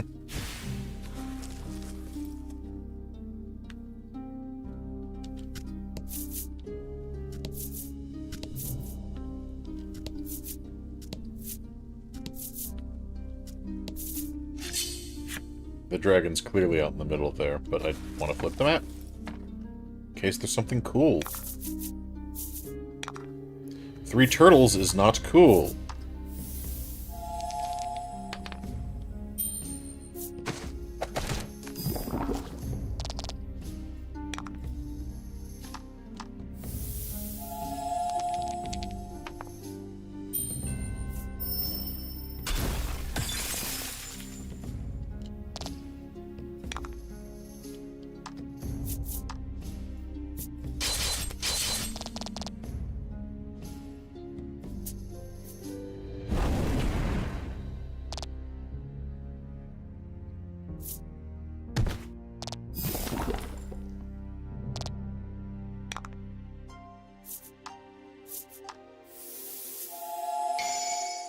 Oh, that turtle's so dead. No, maybe Nice not. work.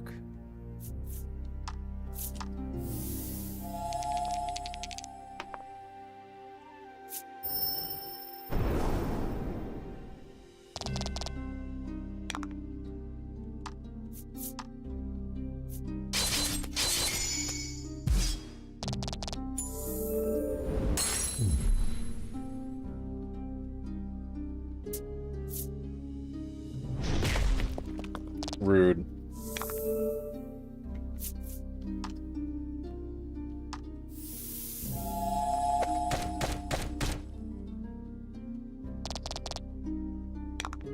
Hmm.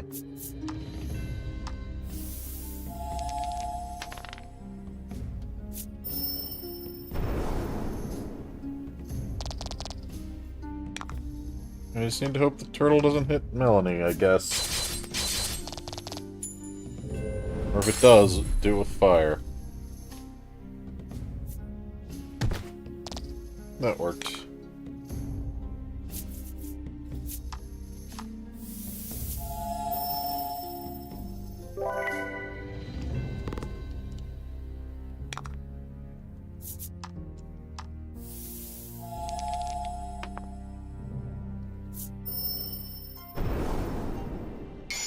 Ash does about 9 damage to these. Nice work. So what I'll do is pass with... I guess I could have attacked with him, it didn't really matter.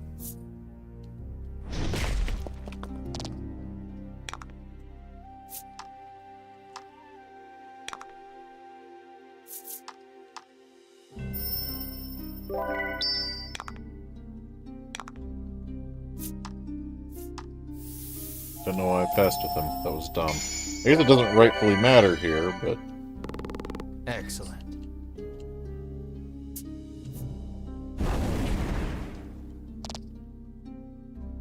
that works perfectly, I guess.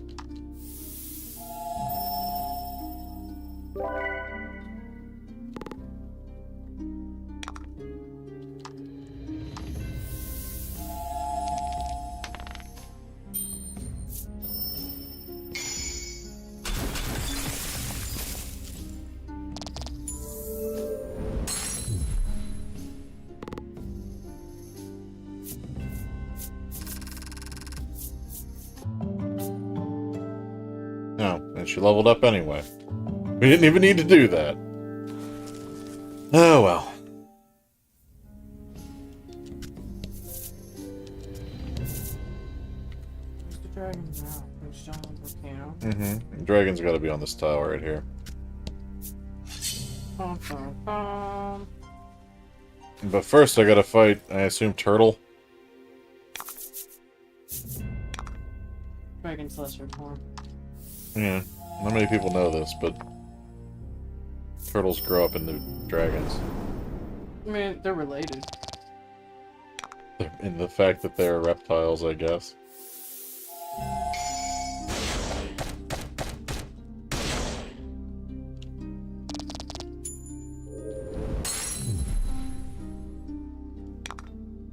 You know, not many people know this.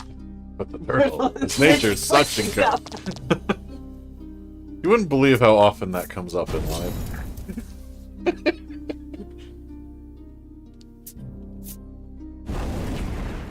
See? It stinks! It stinks, huh? It's so good.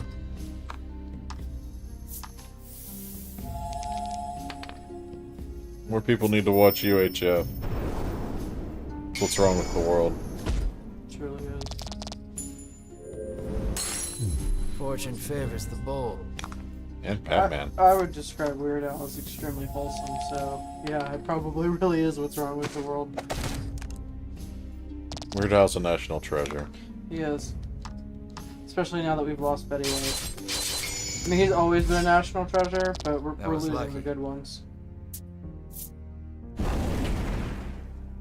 Yeah. Freeze the turtle.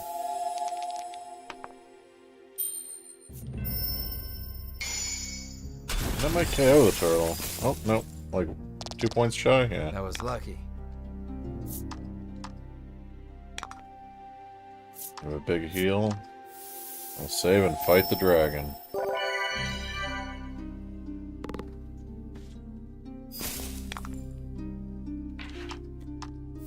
Frankie has returned.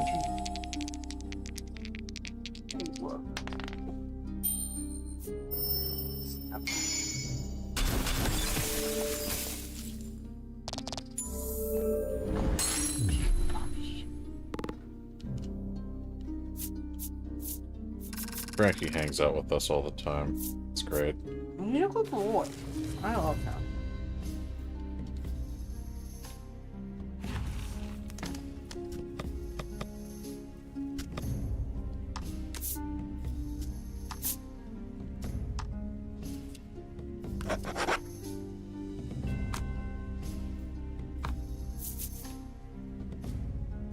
Hi, dragon. The dragon sits perched on the edge of the caldera.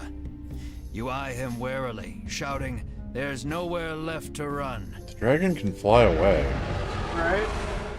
He lets Silly loose an lizard. intimidating roar, but you and your party stand tall, unbowed. Victory is within reach.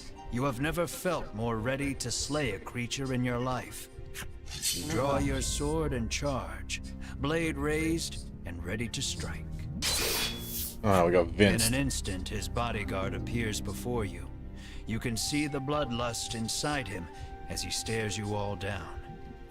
He looks upon you and sees only greed. "Fools," he shouts. "You shall not be stopped. You have your reasons for wanting the dragon dead, and they are enough. They are everything. This conflict is inevitable. You heave your sword toward the enemy, come what may." Bum, bum, bum.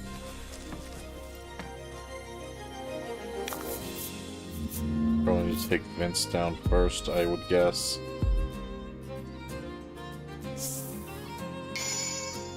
You can do this.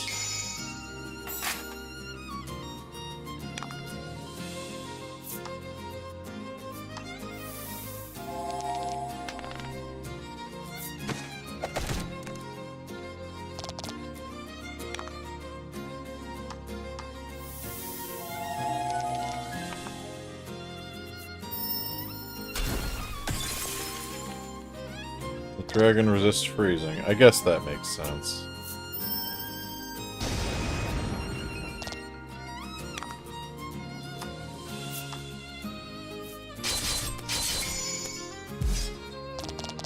Nice.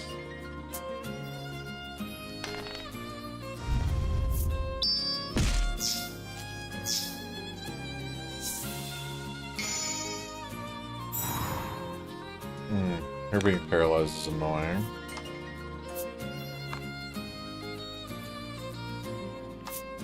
Do we have anything to cure that? Or did I sell it all?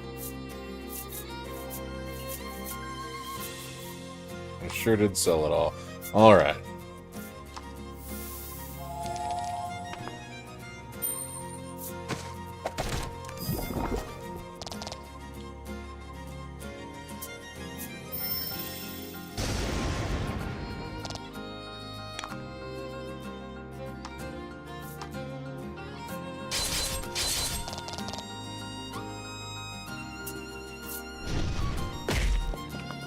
Tail whip.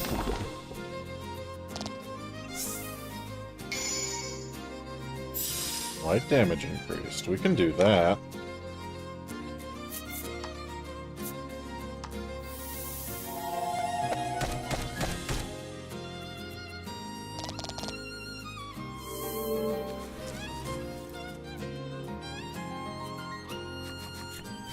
Vince falls, his face covered in blood. Oh, his eye patch is glowing or whatever. Why would you give your life to protect the dragon? Melanie asks sharply. Asks the one who has forsaken her own. What would you know of loyalty? Vince roars, consumed with rage. He begins chanting, no doubt preparing to cast a spell. No, that spell is forbidden, Melanie shrieks. It's too late.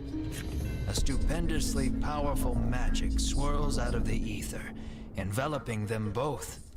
Vince turns to face you once more, his aura unlike anything you've felt before.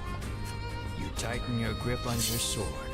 There's no turning back now. Hey, Carrie. How you doing? You hope that Frank and Crafty Cat are well? Yeah, we're having a good time here. How about yourself? I think Frank dipped out at this point, however. Oh, super Vince.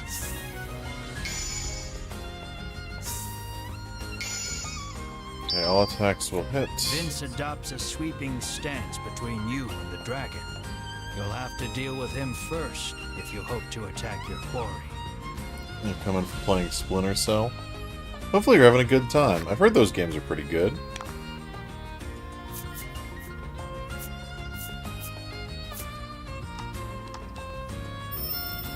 You have this game as well, you liked it but not the sequels? I have not picked up the sequels yet, but would like to at some point, because I'm enjoying this a lot.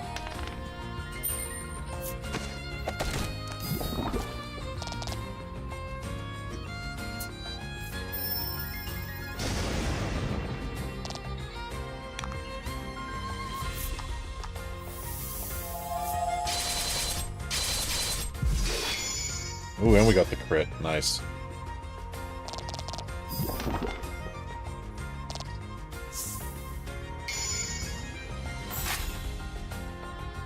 Defense up, okay.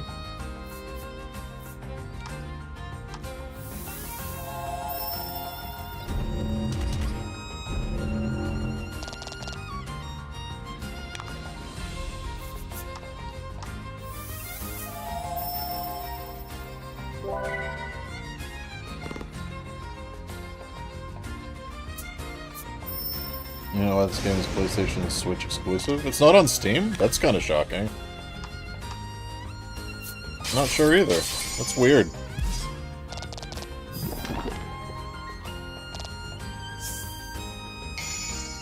Sure, Square Enix had a reason. I don't know what it could be, but a reason. You prefer GOG. Gotcha.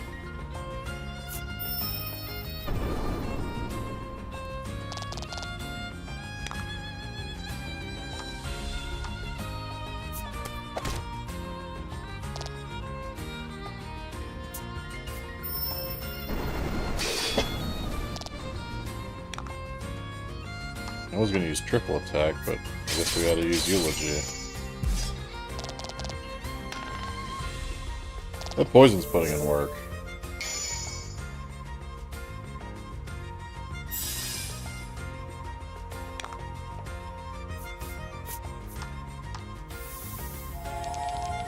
It's weird that it's not on Xbox.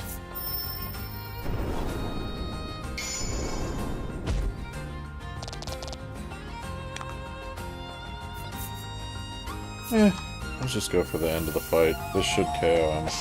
Of course we miss.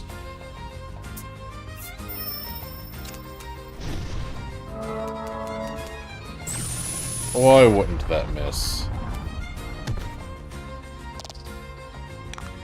Why can't we all just get along?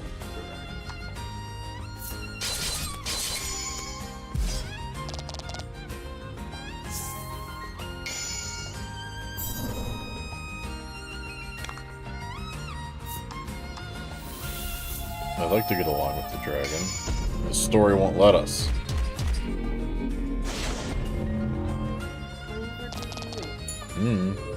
Our main character wants money. There's a bounty on the dragon. We blew up Vince, though. He was worth 3,000 experience points.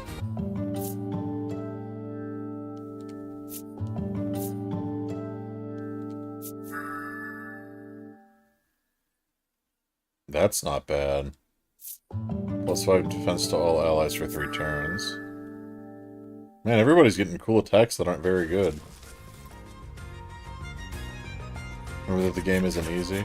We haven't had too hard of a time so far. Mostly it's just been me being patient or impatient that has helped or hurt. Of your eye as you turn your attention toward the dragon. Vince, undeterred by the wounds that now cover his body, rises to his feet and Vince, moves just to tell us protect the why you're dragon protecting the dragon one so last time. fervently. Maybe we'll care. Enough. We will flex at you. The dragon speaks. He declares that he wishes to see further harm befall none. Yeah, the dragon's Then nice. you ought not to have brought harm upon us, you shout, listing off the horrors you have heard on your journey. Vince, filled with righteous indignation, denounces each and every one as a lie.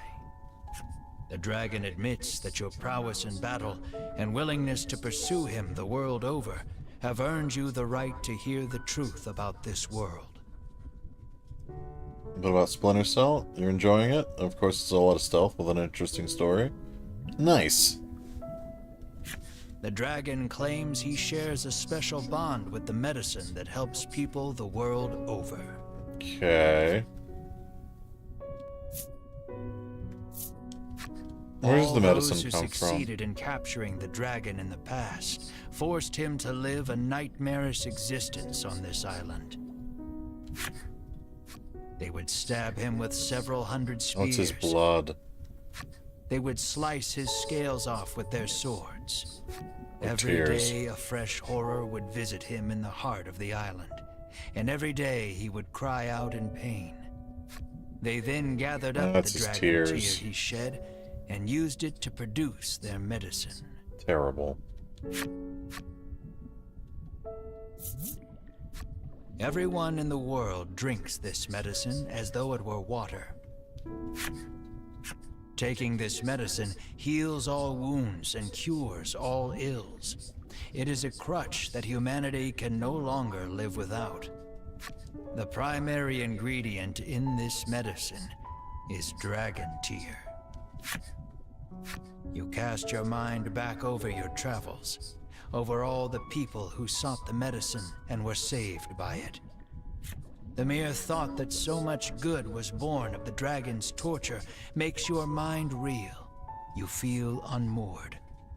Yeah, it's No one depressing moves, and awful. or so much as makes a sound. His words weigh on each and every one of you. The dragon claims he has grown weary of suffering for the benefit of humankind. And so, he intones, I beseech you, strike me down. You hear only hurt and fatigue in his voice. Comply, and you will fulfill the order that So was given. sad. The riches you have coveted for so long shall be yours. But know that if you do, the medicine upon which people have come to rely shall cease to exist, threatening the very foundation upon which humanity was built. What do we do?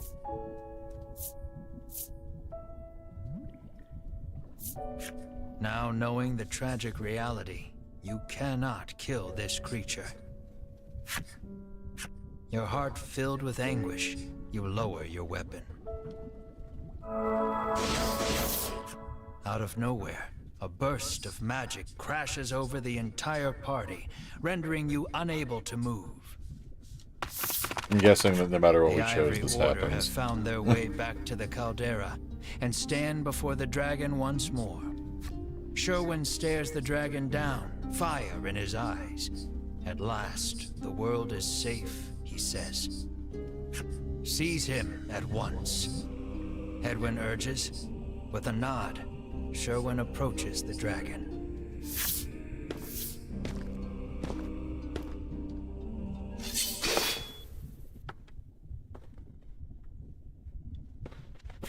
The dragon's lifeless corpse lurches backward before dropping over the edge into the caldera. You got the dragon in too. What have you done? The others ask quietly, unable to comprehend Sherwin's actions. The earth shakes. The dragon's body seems to have energized the lava enough to spur an eruption. All that remains is to destroy that place, he hisses. Oh, he Storms also off hates with what they've purpose. done with the dragon. But The they killed the remaining dragon. members of the Ivory Order are still in shock, but Hedwyn orders them out, and they flee out of sight. The volcano is about to erupt, and will surely take you with it. Melanie suggests the party take Vince as well, but he insists he remain here. He speaks his final request, his voice already fading. Dragon Tear is more powerful than you can imagine, he says, his voice weak and raspy. It could end this world. You mustn't let them use it. Stop them at all costs. Use the forbidden magic if you have to, Melanie. Vince's final pronouncement echoing in your head, you race to catch up to the Ivory Order. The eruption is imminent. The earlier tremors collapsed the passage you took to reach the caldera.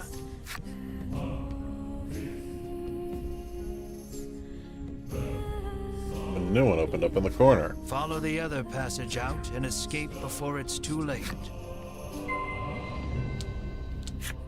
Leave the volcano within 100 steps. Well, I cannot jump.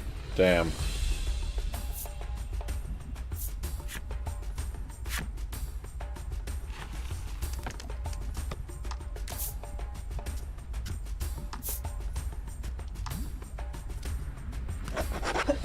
Okay, 100 steps.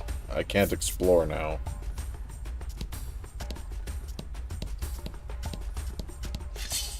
Oh, there's still enemies? No!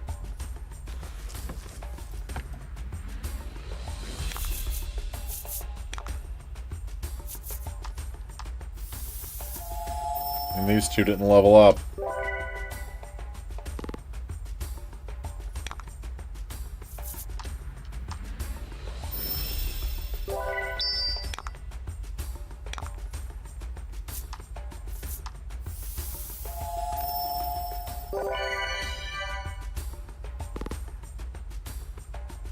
Hopefully they don't all hit Melanie.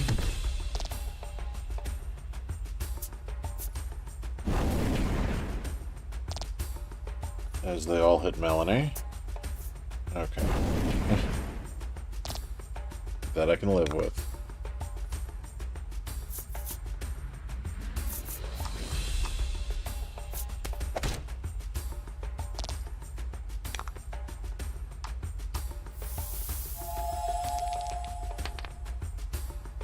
Man, we are just not getting anything this fight, huh?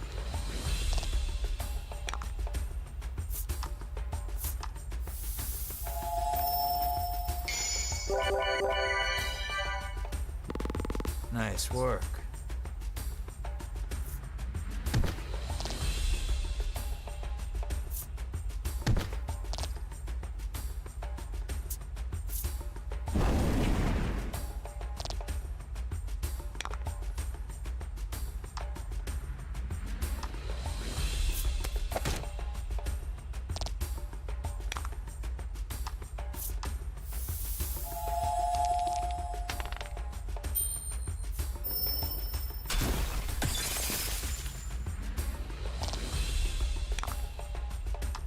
Maybe this will do enough.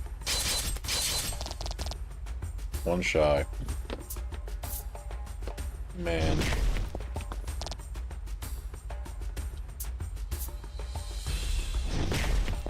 Okay, I'm gonna have to have Ash heal himself.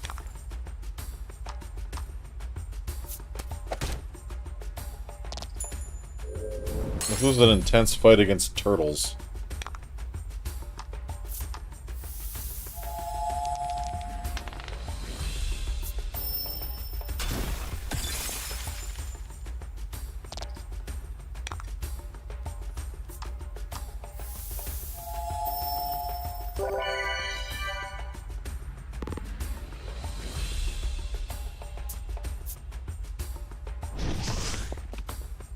Excellent dodge, Ridus.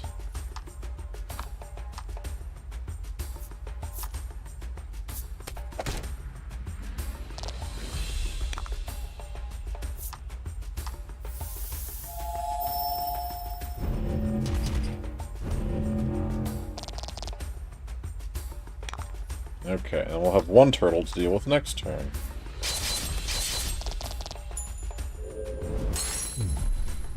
Any luck, it'll hit Ash. I guess that's okay.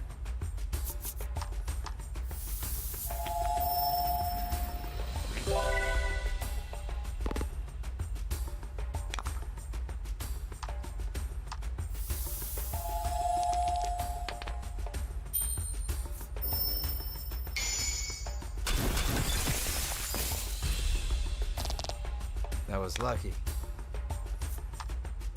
We can use Ridus to heal everybody up. Well, I guess Melanie's the only one that has a hit on her. Hopefully this isn't counting steps for turns, now that I'm thinking about it.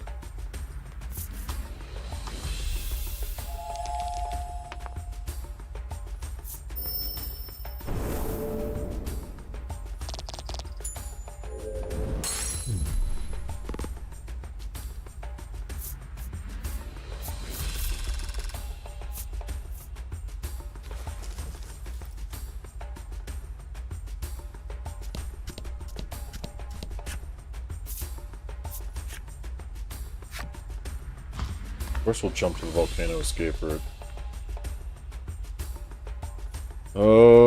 Okay, that's a big area.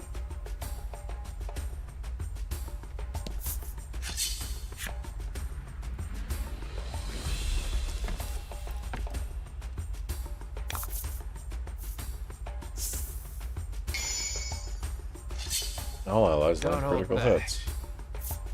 Okay.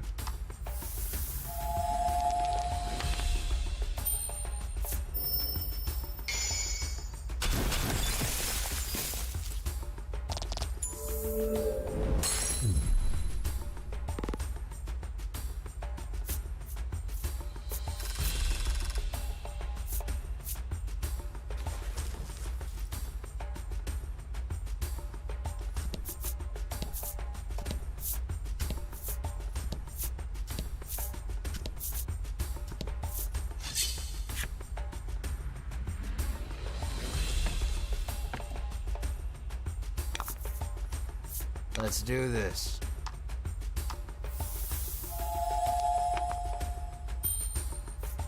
Freezing the slime. And that means Ridus definitely will do enough damage. I think she would have before anyway. Flat 40.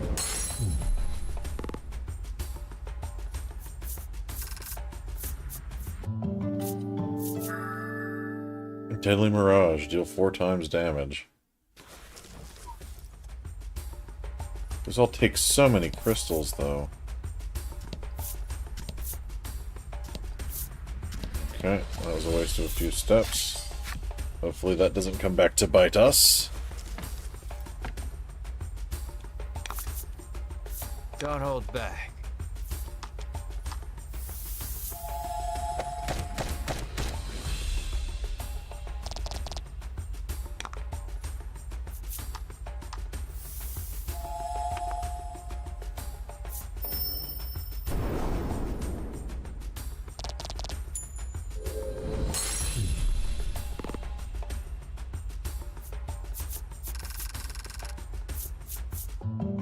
Only got a level. Didn't even read what it gave me.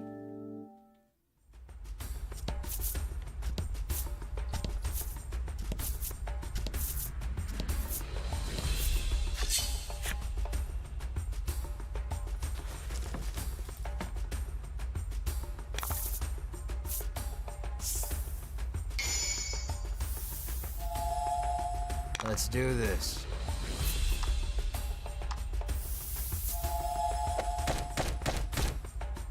She gets so close to killing these things in one hit.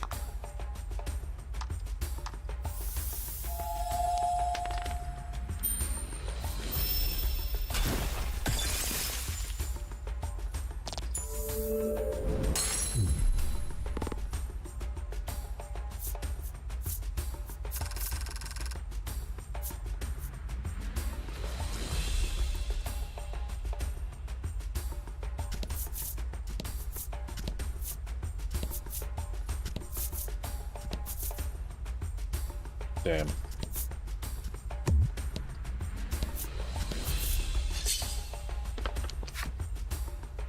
Getting tense about the number of moves I have left. We're almost halfway out. Don't hold back.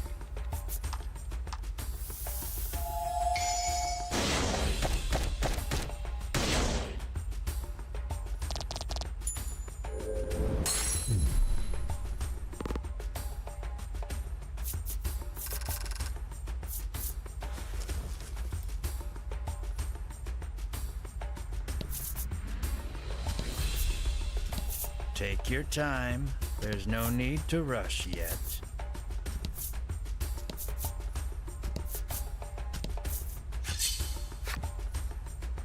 He says yet.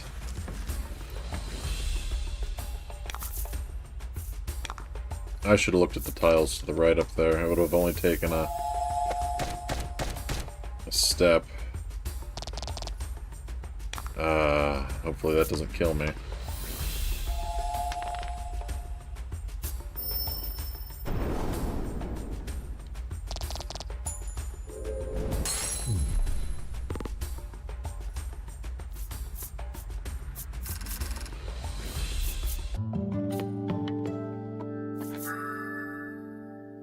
Now that is good.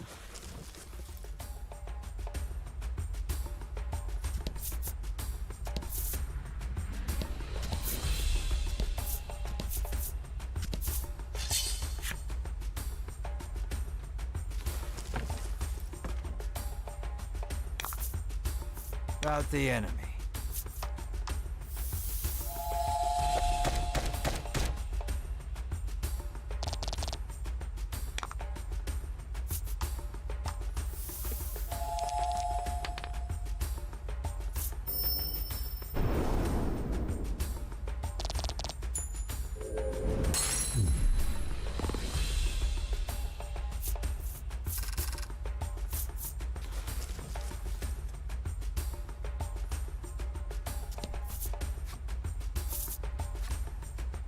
Ooh, we made it. Okay. Oh, wait, not yet. Okay. That's a lot of steps.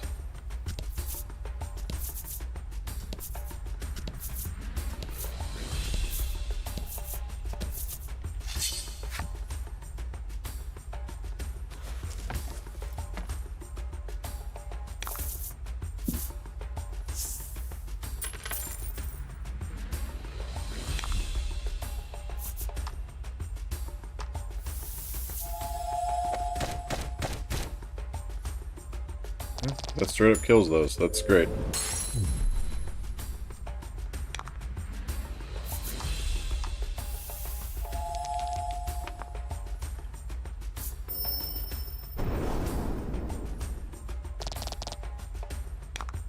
Mayhaps this will do enough. We just need the base hits to do 5. Yes. Good work.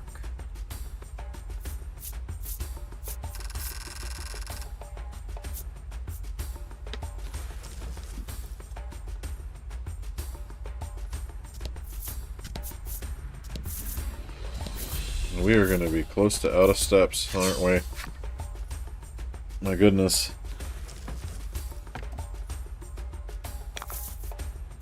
About the enemy.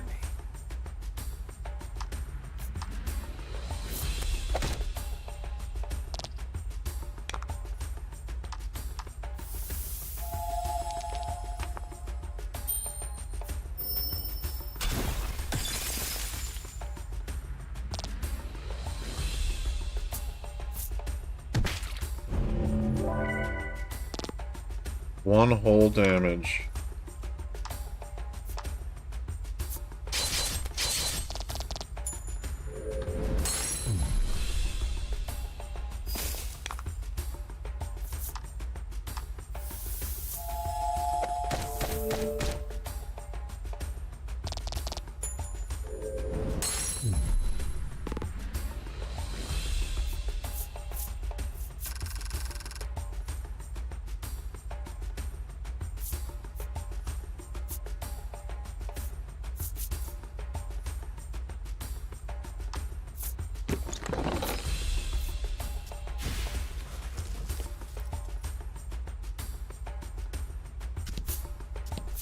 You might want to pick up the pace about now. You're nearly out. The relief of knowing you may yet outrun the encroaching lava is immense. And short-lived, as monsters burst forth from the lava, blocking your escape. We've been ambushed by a turtle again! Does it look nice with the middle? Or should I just do a straight rip? No, I think that looks nice. I say as chat knows nothing about what we're talking about.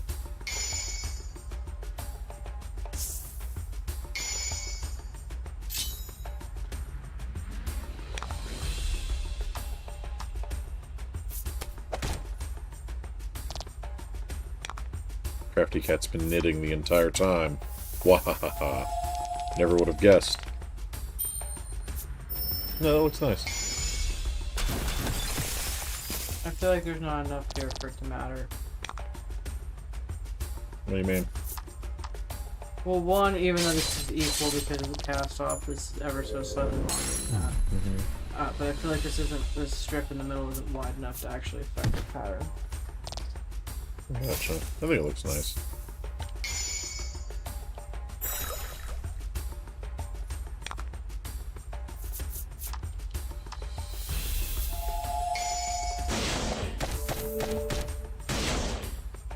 Man, she did like 60 some damage there. My goodness. Oh?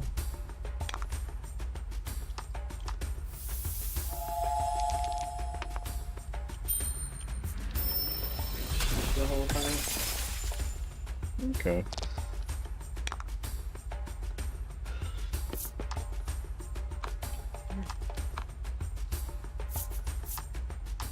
I was gonna pass and heal, but...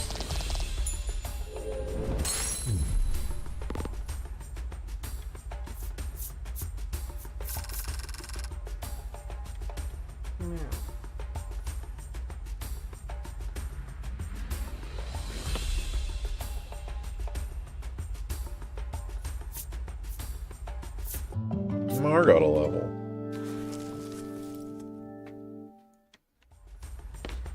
You race out of the volcano, the monsters scarcely having hit the ground behind you. Gotta go fast.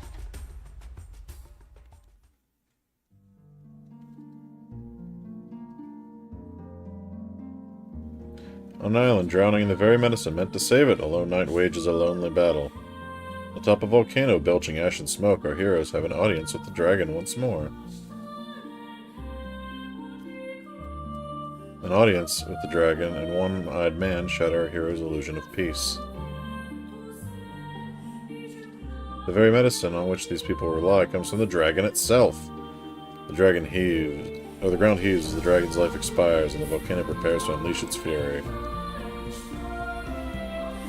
Sad. The heroes narrowly escape with their lives as lava spews from the caldera. What does the Ivory Order truly want? What secret does this island hide? Where is the knight in white gone, and what awesome power lies within? Chapter 7. Dragon Tear.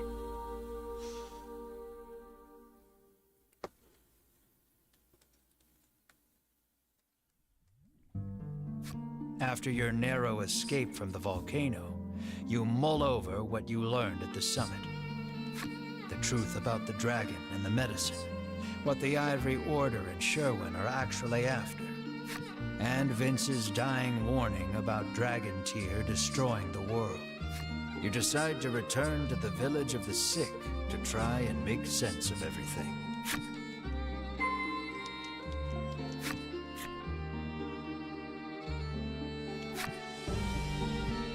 Save my game again. We learned Vince's flip side story. We're gonna save for sure.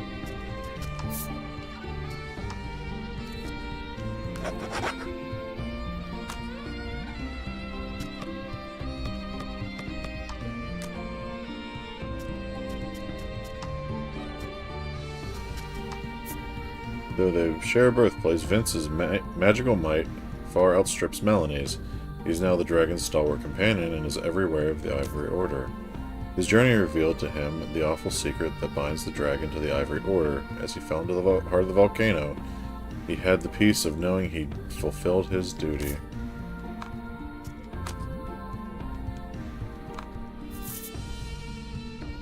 Yeah, how much money do we have? I was hoping we had enough to get that sword from the first town. Curious about that.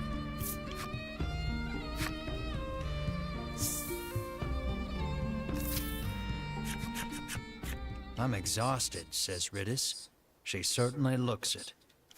Bruno is silent and looks deep in thought.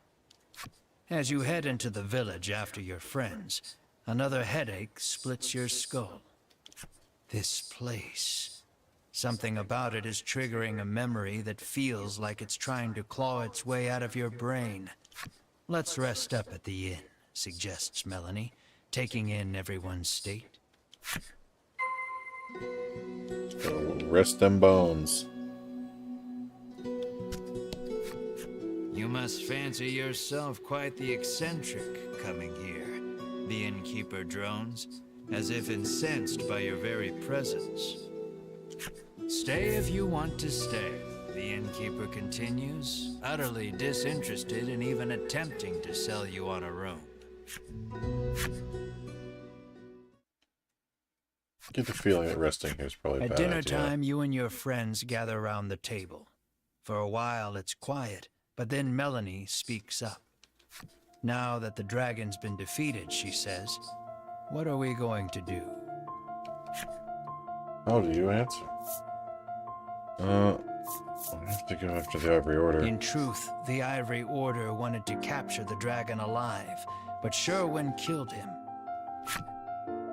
You can't help feeling the Ivory Order is still hiding something about this island, the dragon and the medicine.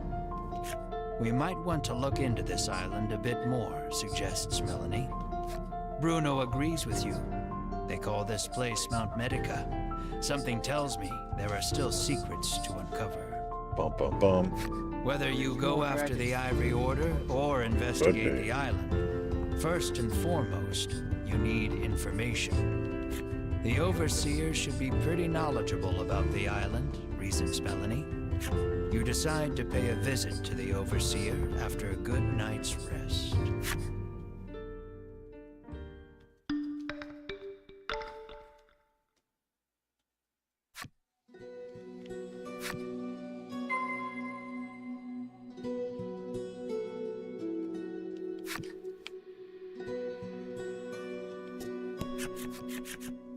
I sell for. The village headman come Overseer comes out to welcome you. After detailing what happened atop the volcano, you ask him to tell you everything he knows about this island. So, the dragon's tears are the medicine's main ingredient, he muses.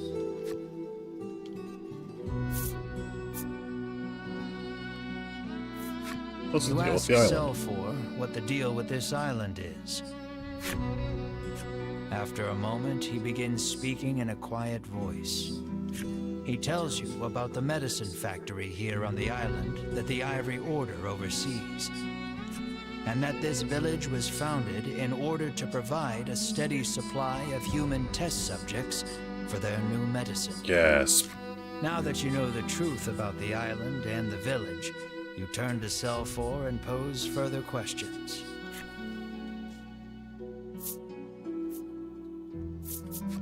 What do you mean, testing new medicine, you ask?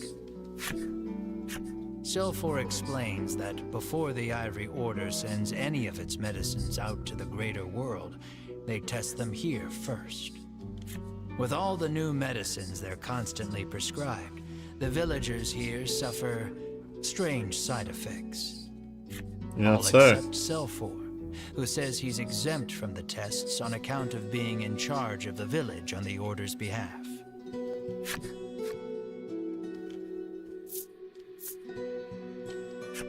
Probing further, you ask, and the Ivory Order forced the dragon to make medicine at that factory? I'm almost positive they did, he replies. Evil. That explains why the Order wanted to capture him, says Bruno, understanding dawning on his face. But if that's the case, why did Sherwin flout the Order and kill the dragon? You're still missing the final piece of this puzzle. Sometimes we get people who try to escape, he says, his gaze dropping. The Order always catches them. This is horrible, says Melanie, a harrowed look on her face. You know the abandoned house at the western edge of the village? Well, once upon a time, a family of 4 lived there. As Selfor speaks, you feel all the blood. I had a feeling drain from it your was body. Ash's home. There's something I'd like to see for myself at that house, you say, your brow creased. At the uncharacteristically somber look on your face, Melanie, Riddis, and Bruno give silent nods.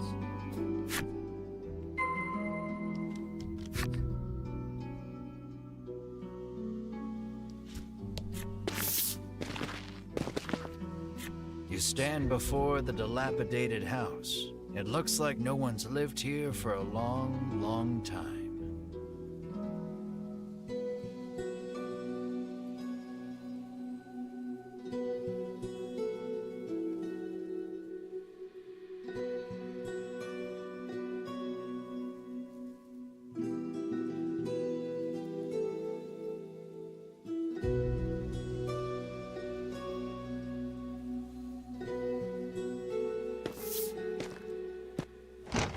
You open the door and go inside, your gaze roving across the dusty space.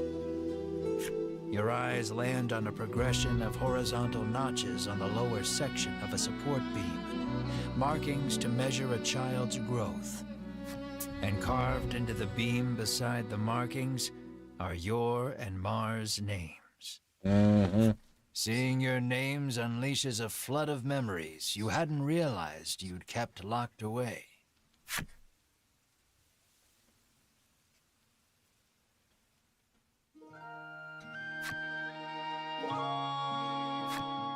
I had a feeling Mar had once been a human.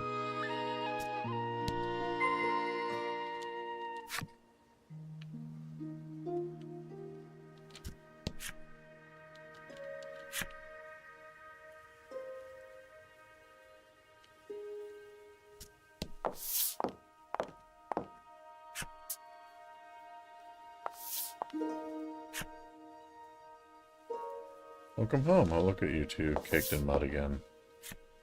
Kept you out so late, hmm? Mar hid so well, it took me ages to find her. A hide-and-seek champion. You're my snot-nosed little sister, that's what you are. Yeah, you're just mad because I always find you super fast. Alright, settle down, you two little terrors. I swear, you twins are the only ones who can help, or can keep up with yourselves. Now they've changed for... Now go get changed for dinner. They were twins. Is this watery soup really all there is again? Well, I won't change that, I'm afraid. But... I want real food. This isn't going to fill me up at all. I know, but we can't afford to buy anything else. But it won't be like this forever, you'll see. That explains why our main character is so preoccupied with money. Also, I want the two of you to hold onto my hands no matter what, alright? Where are we going? Can't let them find us.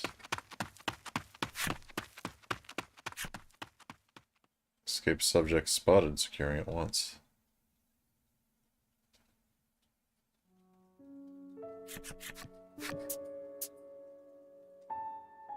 Give me more medicine. Fixing the new medicine spiral too much out of hand, it's a failure. What are you waiting for? Jeez. Doesn't look good either. Pitiful. What happens to the ones who try to flee? What are the findings of the medicine those twins were given?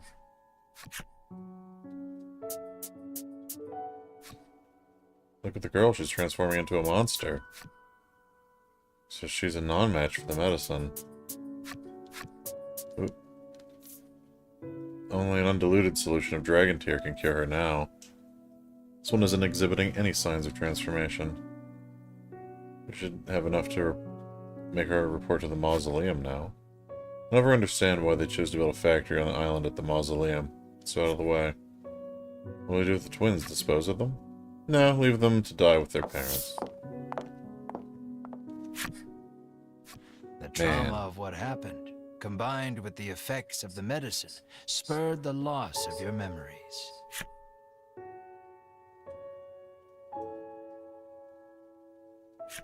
This game's brutal. But now you remember the story, horror in rather. full detail. Sobbing, you gather Mar in your arms. Melanie, Riddis, and Bruno just stand there in silence, absorbing the truth of your origins. Melanie, who knows all too well the pain of losing your parents, turns to you with tears on her cheeks. We have a lot in common, you and I. That's how we've made it this far together, she says softly.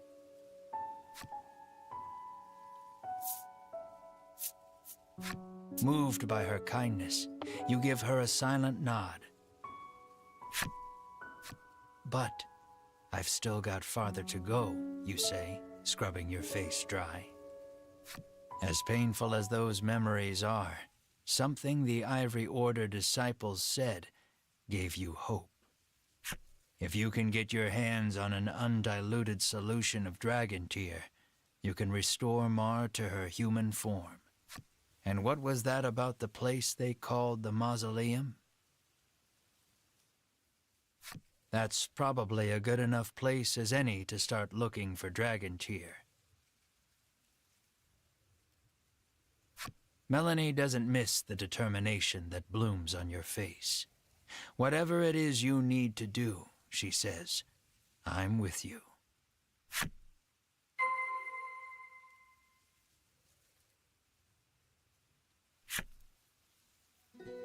Gotta find the mausoleum.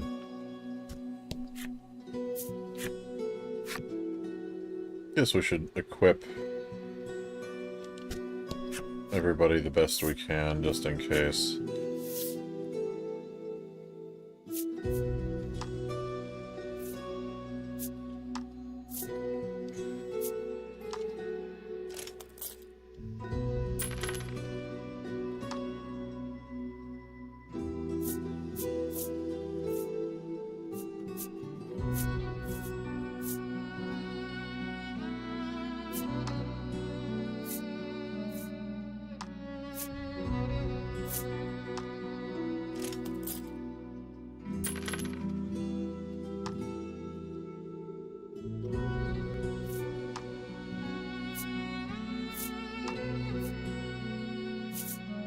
We already have one of those. I can just equip that on Mar. Saving money.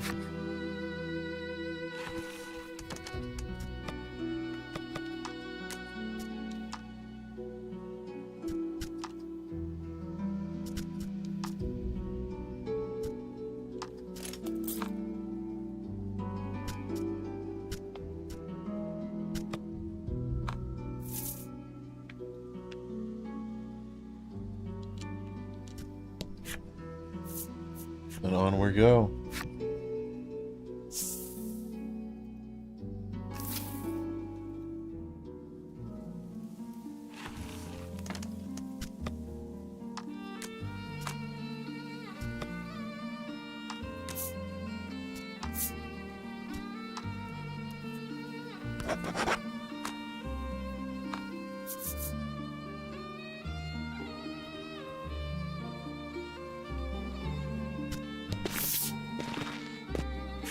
A giant boulder impedes the path.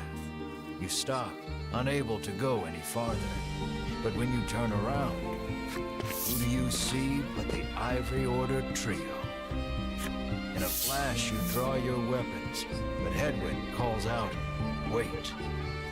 Unlike the other times you've crossed paths, the trio doesn't seem keen on fighting you. You lower your weapons in response. Conveniently, you've got some questions for them anyway.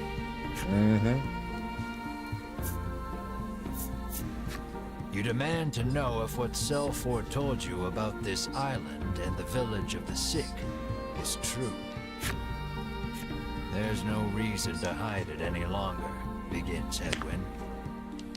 He tells you of the immense fortune the Order amassed by selling the medicine they forced the dragon to make on this island. And he confirms recapturing the dragon was the Order's true goal. The dragon's imprisonment on this island was a secret only the upper echelons of the Order were privy to. Even Queen Nilla didn't know.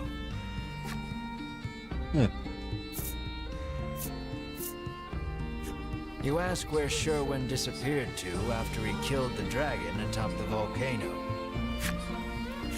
We too seek Sherwin, says Winifred. Atop the volcano, Sherwin swore to destroy that place. Hedwyn says he was talking about the mausoleum. Winifred ponders the question of why Sherwin would betray the Order and kill the dragon.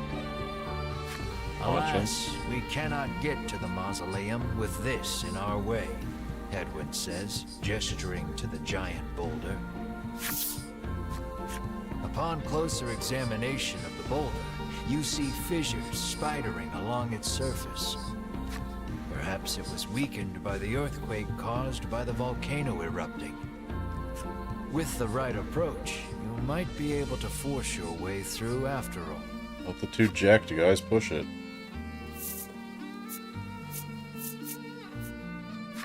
You ask Bruno to put his brawn to use and smash the boulder to smithereens. He squares off in front of the giant stone and strikes the fissure with a mighty knife-edged chop. Silence rings for a moment before the boulder crumbles to dust. The Ivory Order trio offers a curt thanks before hurrying on ahead. The jerks.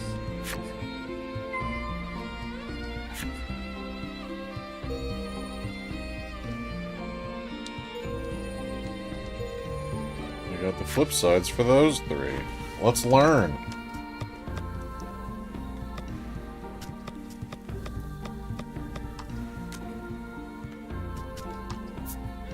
Winifred was born into the Ivory Order and raised as a dignified lady. Her fellow Order members find her mage training a boon in their travels. Between the overly talkative sage and the taciturn warrior, Winifred's journey was far from easy. The worst part, though, her pristine white robes were soiled. The Ivory Order values warriors as level-headed and trustworthy as Berwyn, warriors who approach woodchopping and bodyguard detail with equal amounts of intensity and fortitude. If ordered to advance, Berwyn will follow that to the letter, smashing through anything in his path, be it a wall or an entire house. Thus he was deemed perfect for Winifred's escort. Hedwyn. The entire Ivory Order reveals Hedwyn for his wisdom. When a young woman was placed in his care, his obsessive focus on etiquette revealed another side, exacting disciplinarian. Winifred, no, stop that this instant. Those who know Hedwyn best say his jet black hair began to turn white the day young Winifred was placed in his care.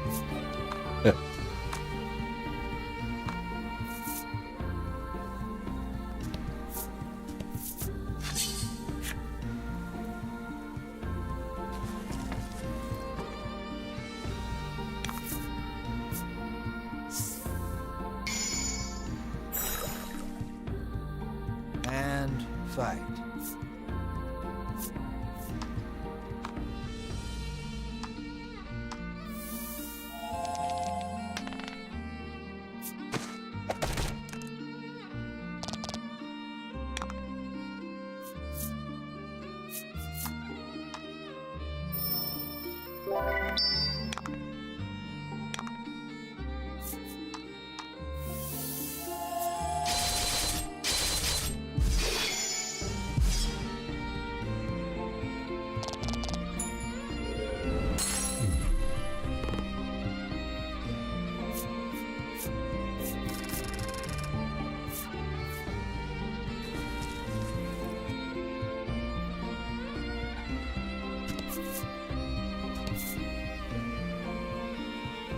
Oh jeez.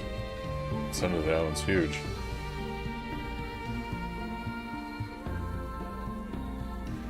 like, gigantic. No? Let's go up to the top left first, I guess? You come across two men sitting on a rock.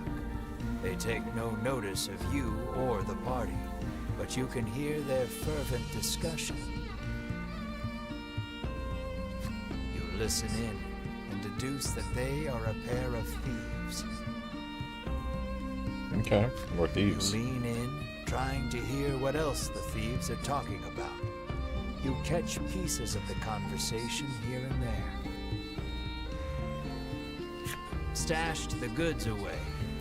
That island shaped like a... right in the dragon's nostril. It sounds like they've just told you where to find their stolen loot. The dragon's nostril? Your perseverance pays off. You come to learn that the island itself is shaped not unlike the dragon's head. You hastily grab a scrap of paper, write down what you've heard, and quietly sneak away.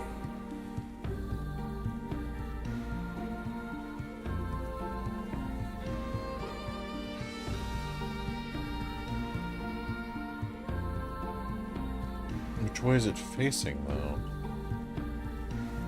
If it's roaring, maybe up here?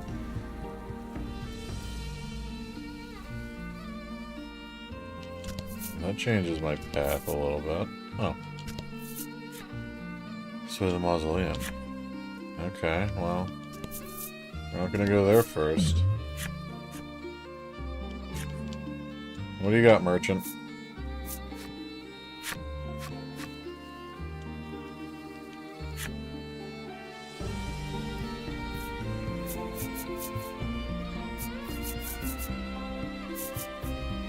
Don't really need any of that.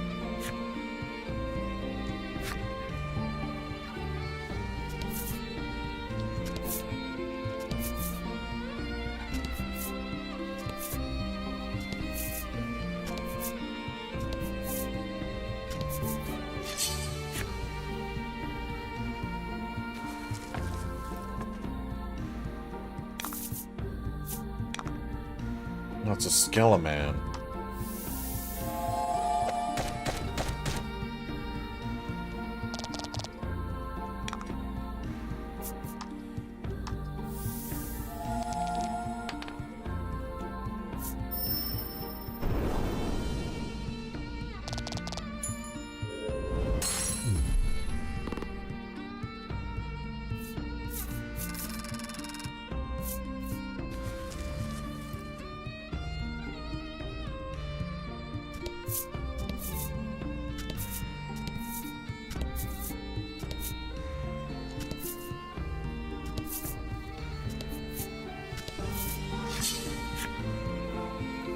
So if the island is shaped like the dragon,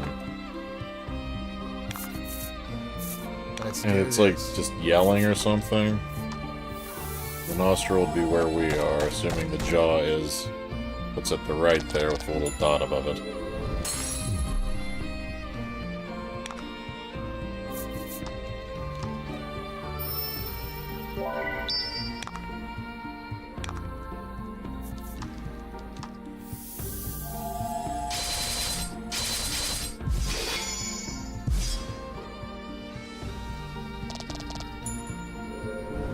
Being a crit?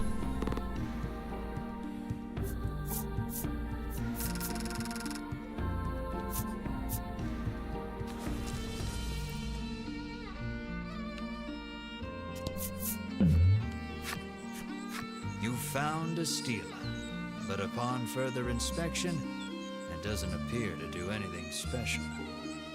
But surely, it's not simply stood here for the sake of it. You make note of it in case you're told to seek out another Stela later. Okay.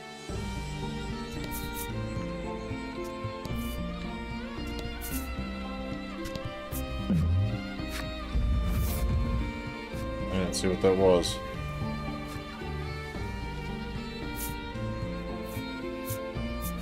Your friends insist it was probably just a rock.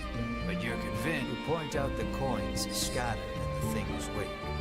What kind of rock drops cash, you say smugly?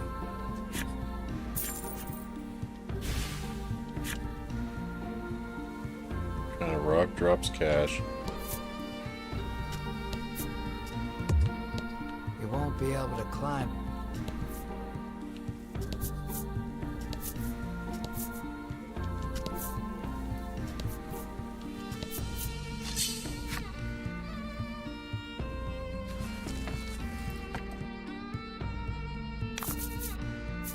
About the enemy.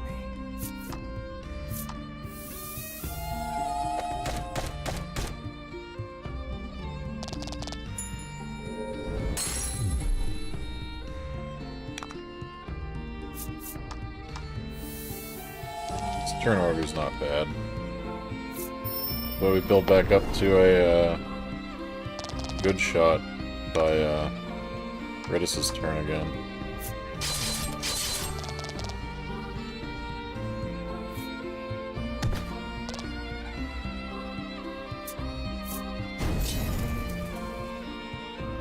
Even better.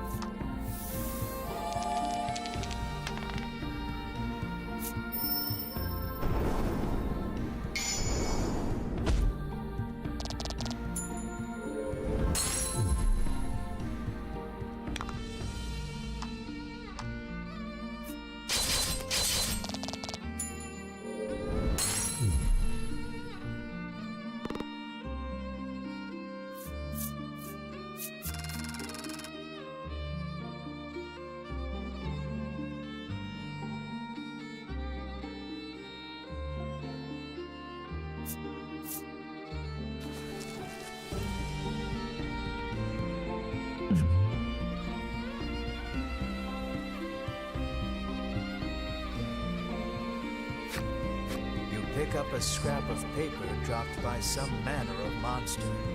It has a message scrawled on it in crude lettering.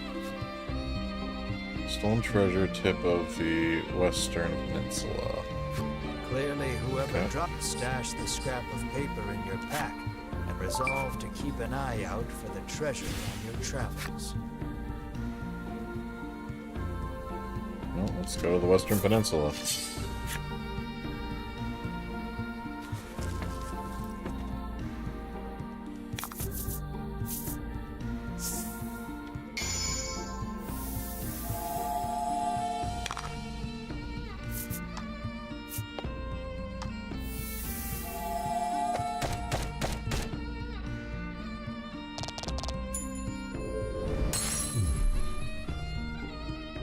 Mushroom Man.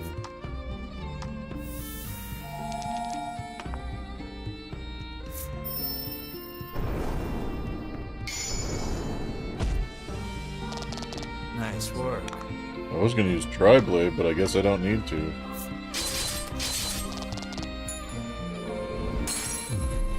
You did great.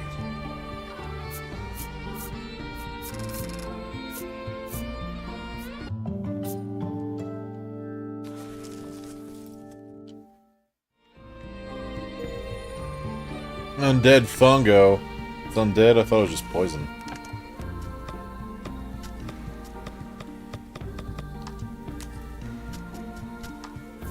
Undead fungos are surfeit of poison in their system. With a surfeit of poison in the systems, release a scent meant to stimulate the predator's appetite. Said predators are all too aware of this and thus steer clear. Only the most desperate humans eat undead fungos, which cause these poor souls to emit shrieks in between bouts of bloody vomiting. Needless to say, they perish.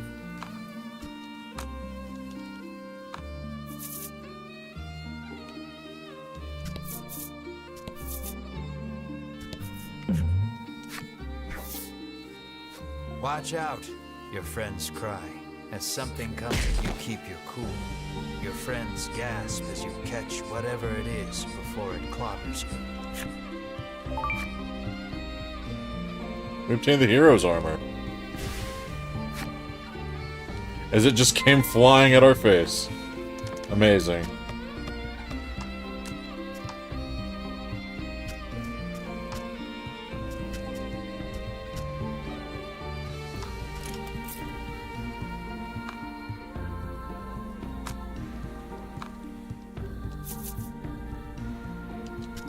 I really enjoy this Enya-ass overworld music.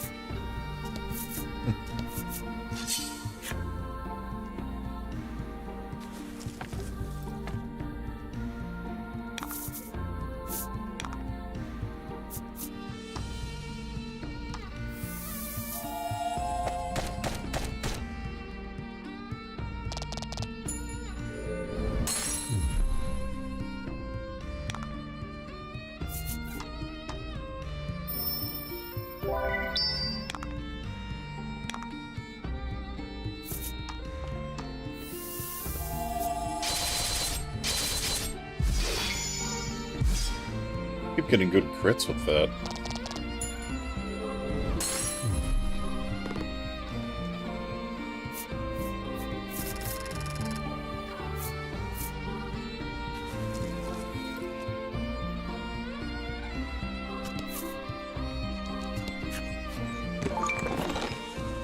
Money.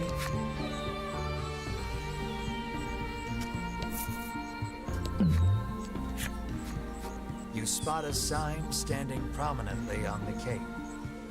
This sign reads, "Strike the Stela somewhere on this island." Oh yeah? What will happen if you do, you wonder? Conveniently.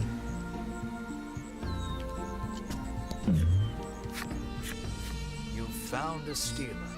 You try gently knocking on it, as if to test its solidity. You swear you feel a rumble coming from the east.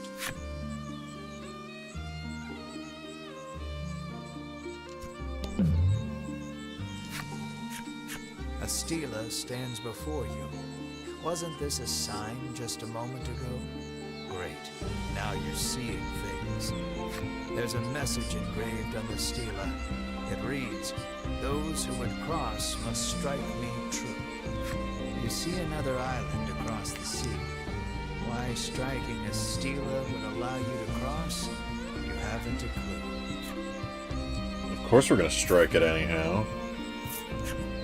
You give the Stela a solid thwack. Not a moment later, the entire party begins to levitate.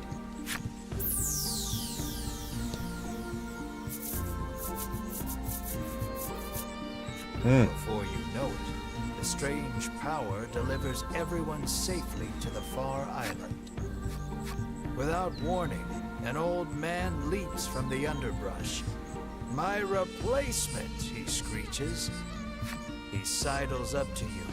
"Mind living on this here island in my stead?" he offers cloyingly.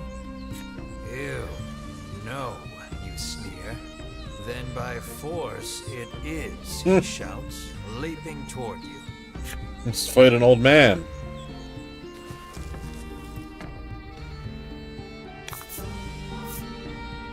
Oh, he's got a lot of health.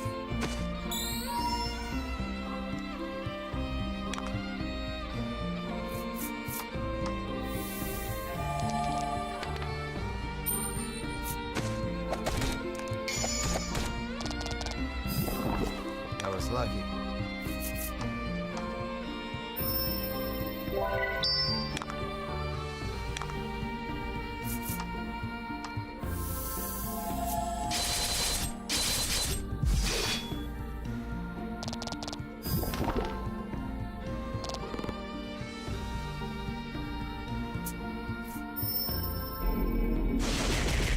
He does dark damage, jeez.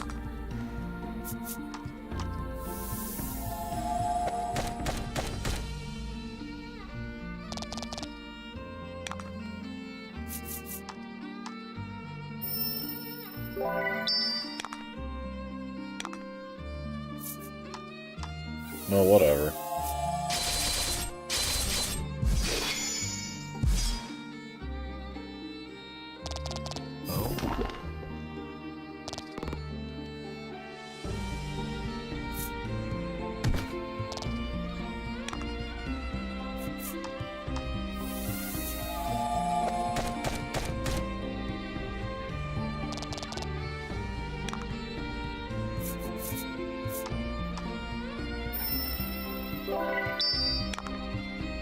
Purge spell's mighty convenient, isn't it?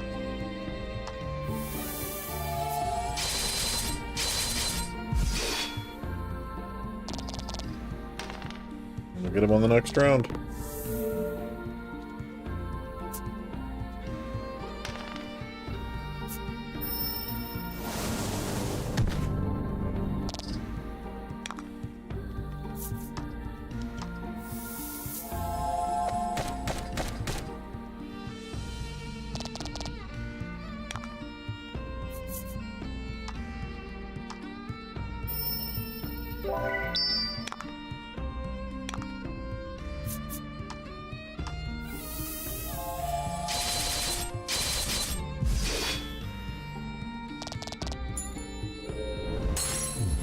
We defeated the evil old man.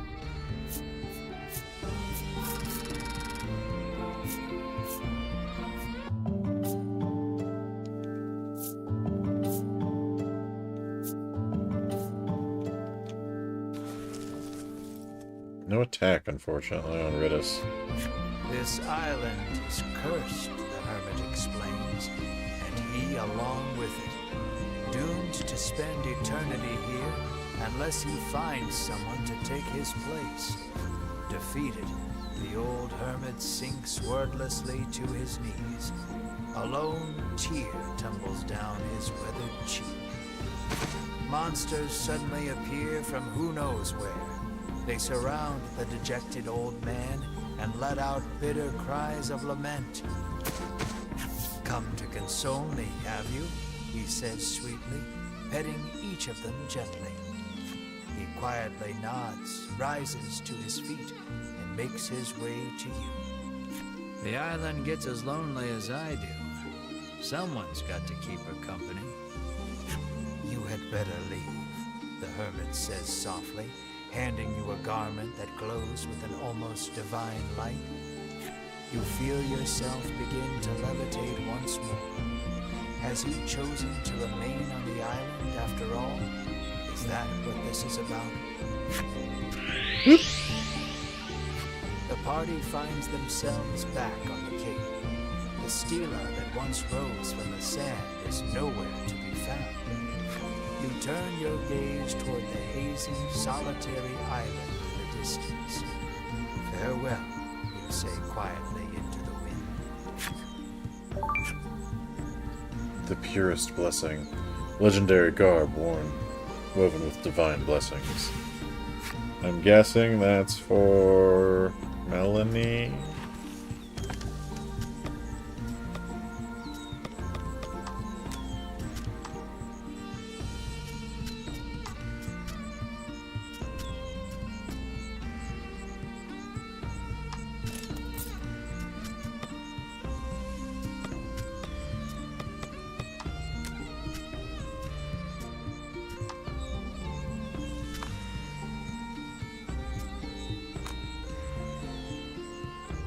That brings her defense way up.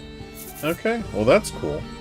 And also, seems like a good place to stop for the evening. So thank you everybody for coming out, I really appreciate it. As always, I'm Duct Tape, and this has been Voice of Cards, The Isle Dragon Roars, and I'll catch you next time, on Thursday, which will likely be the finale of this, I would think. We gotta be getting close, right? There's like, what, 3 character cards we haven't hit? And, what?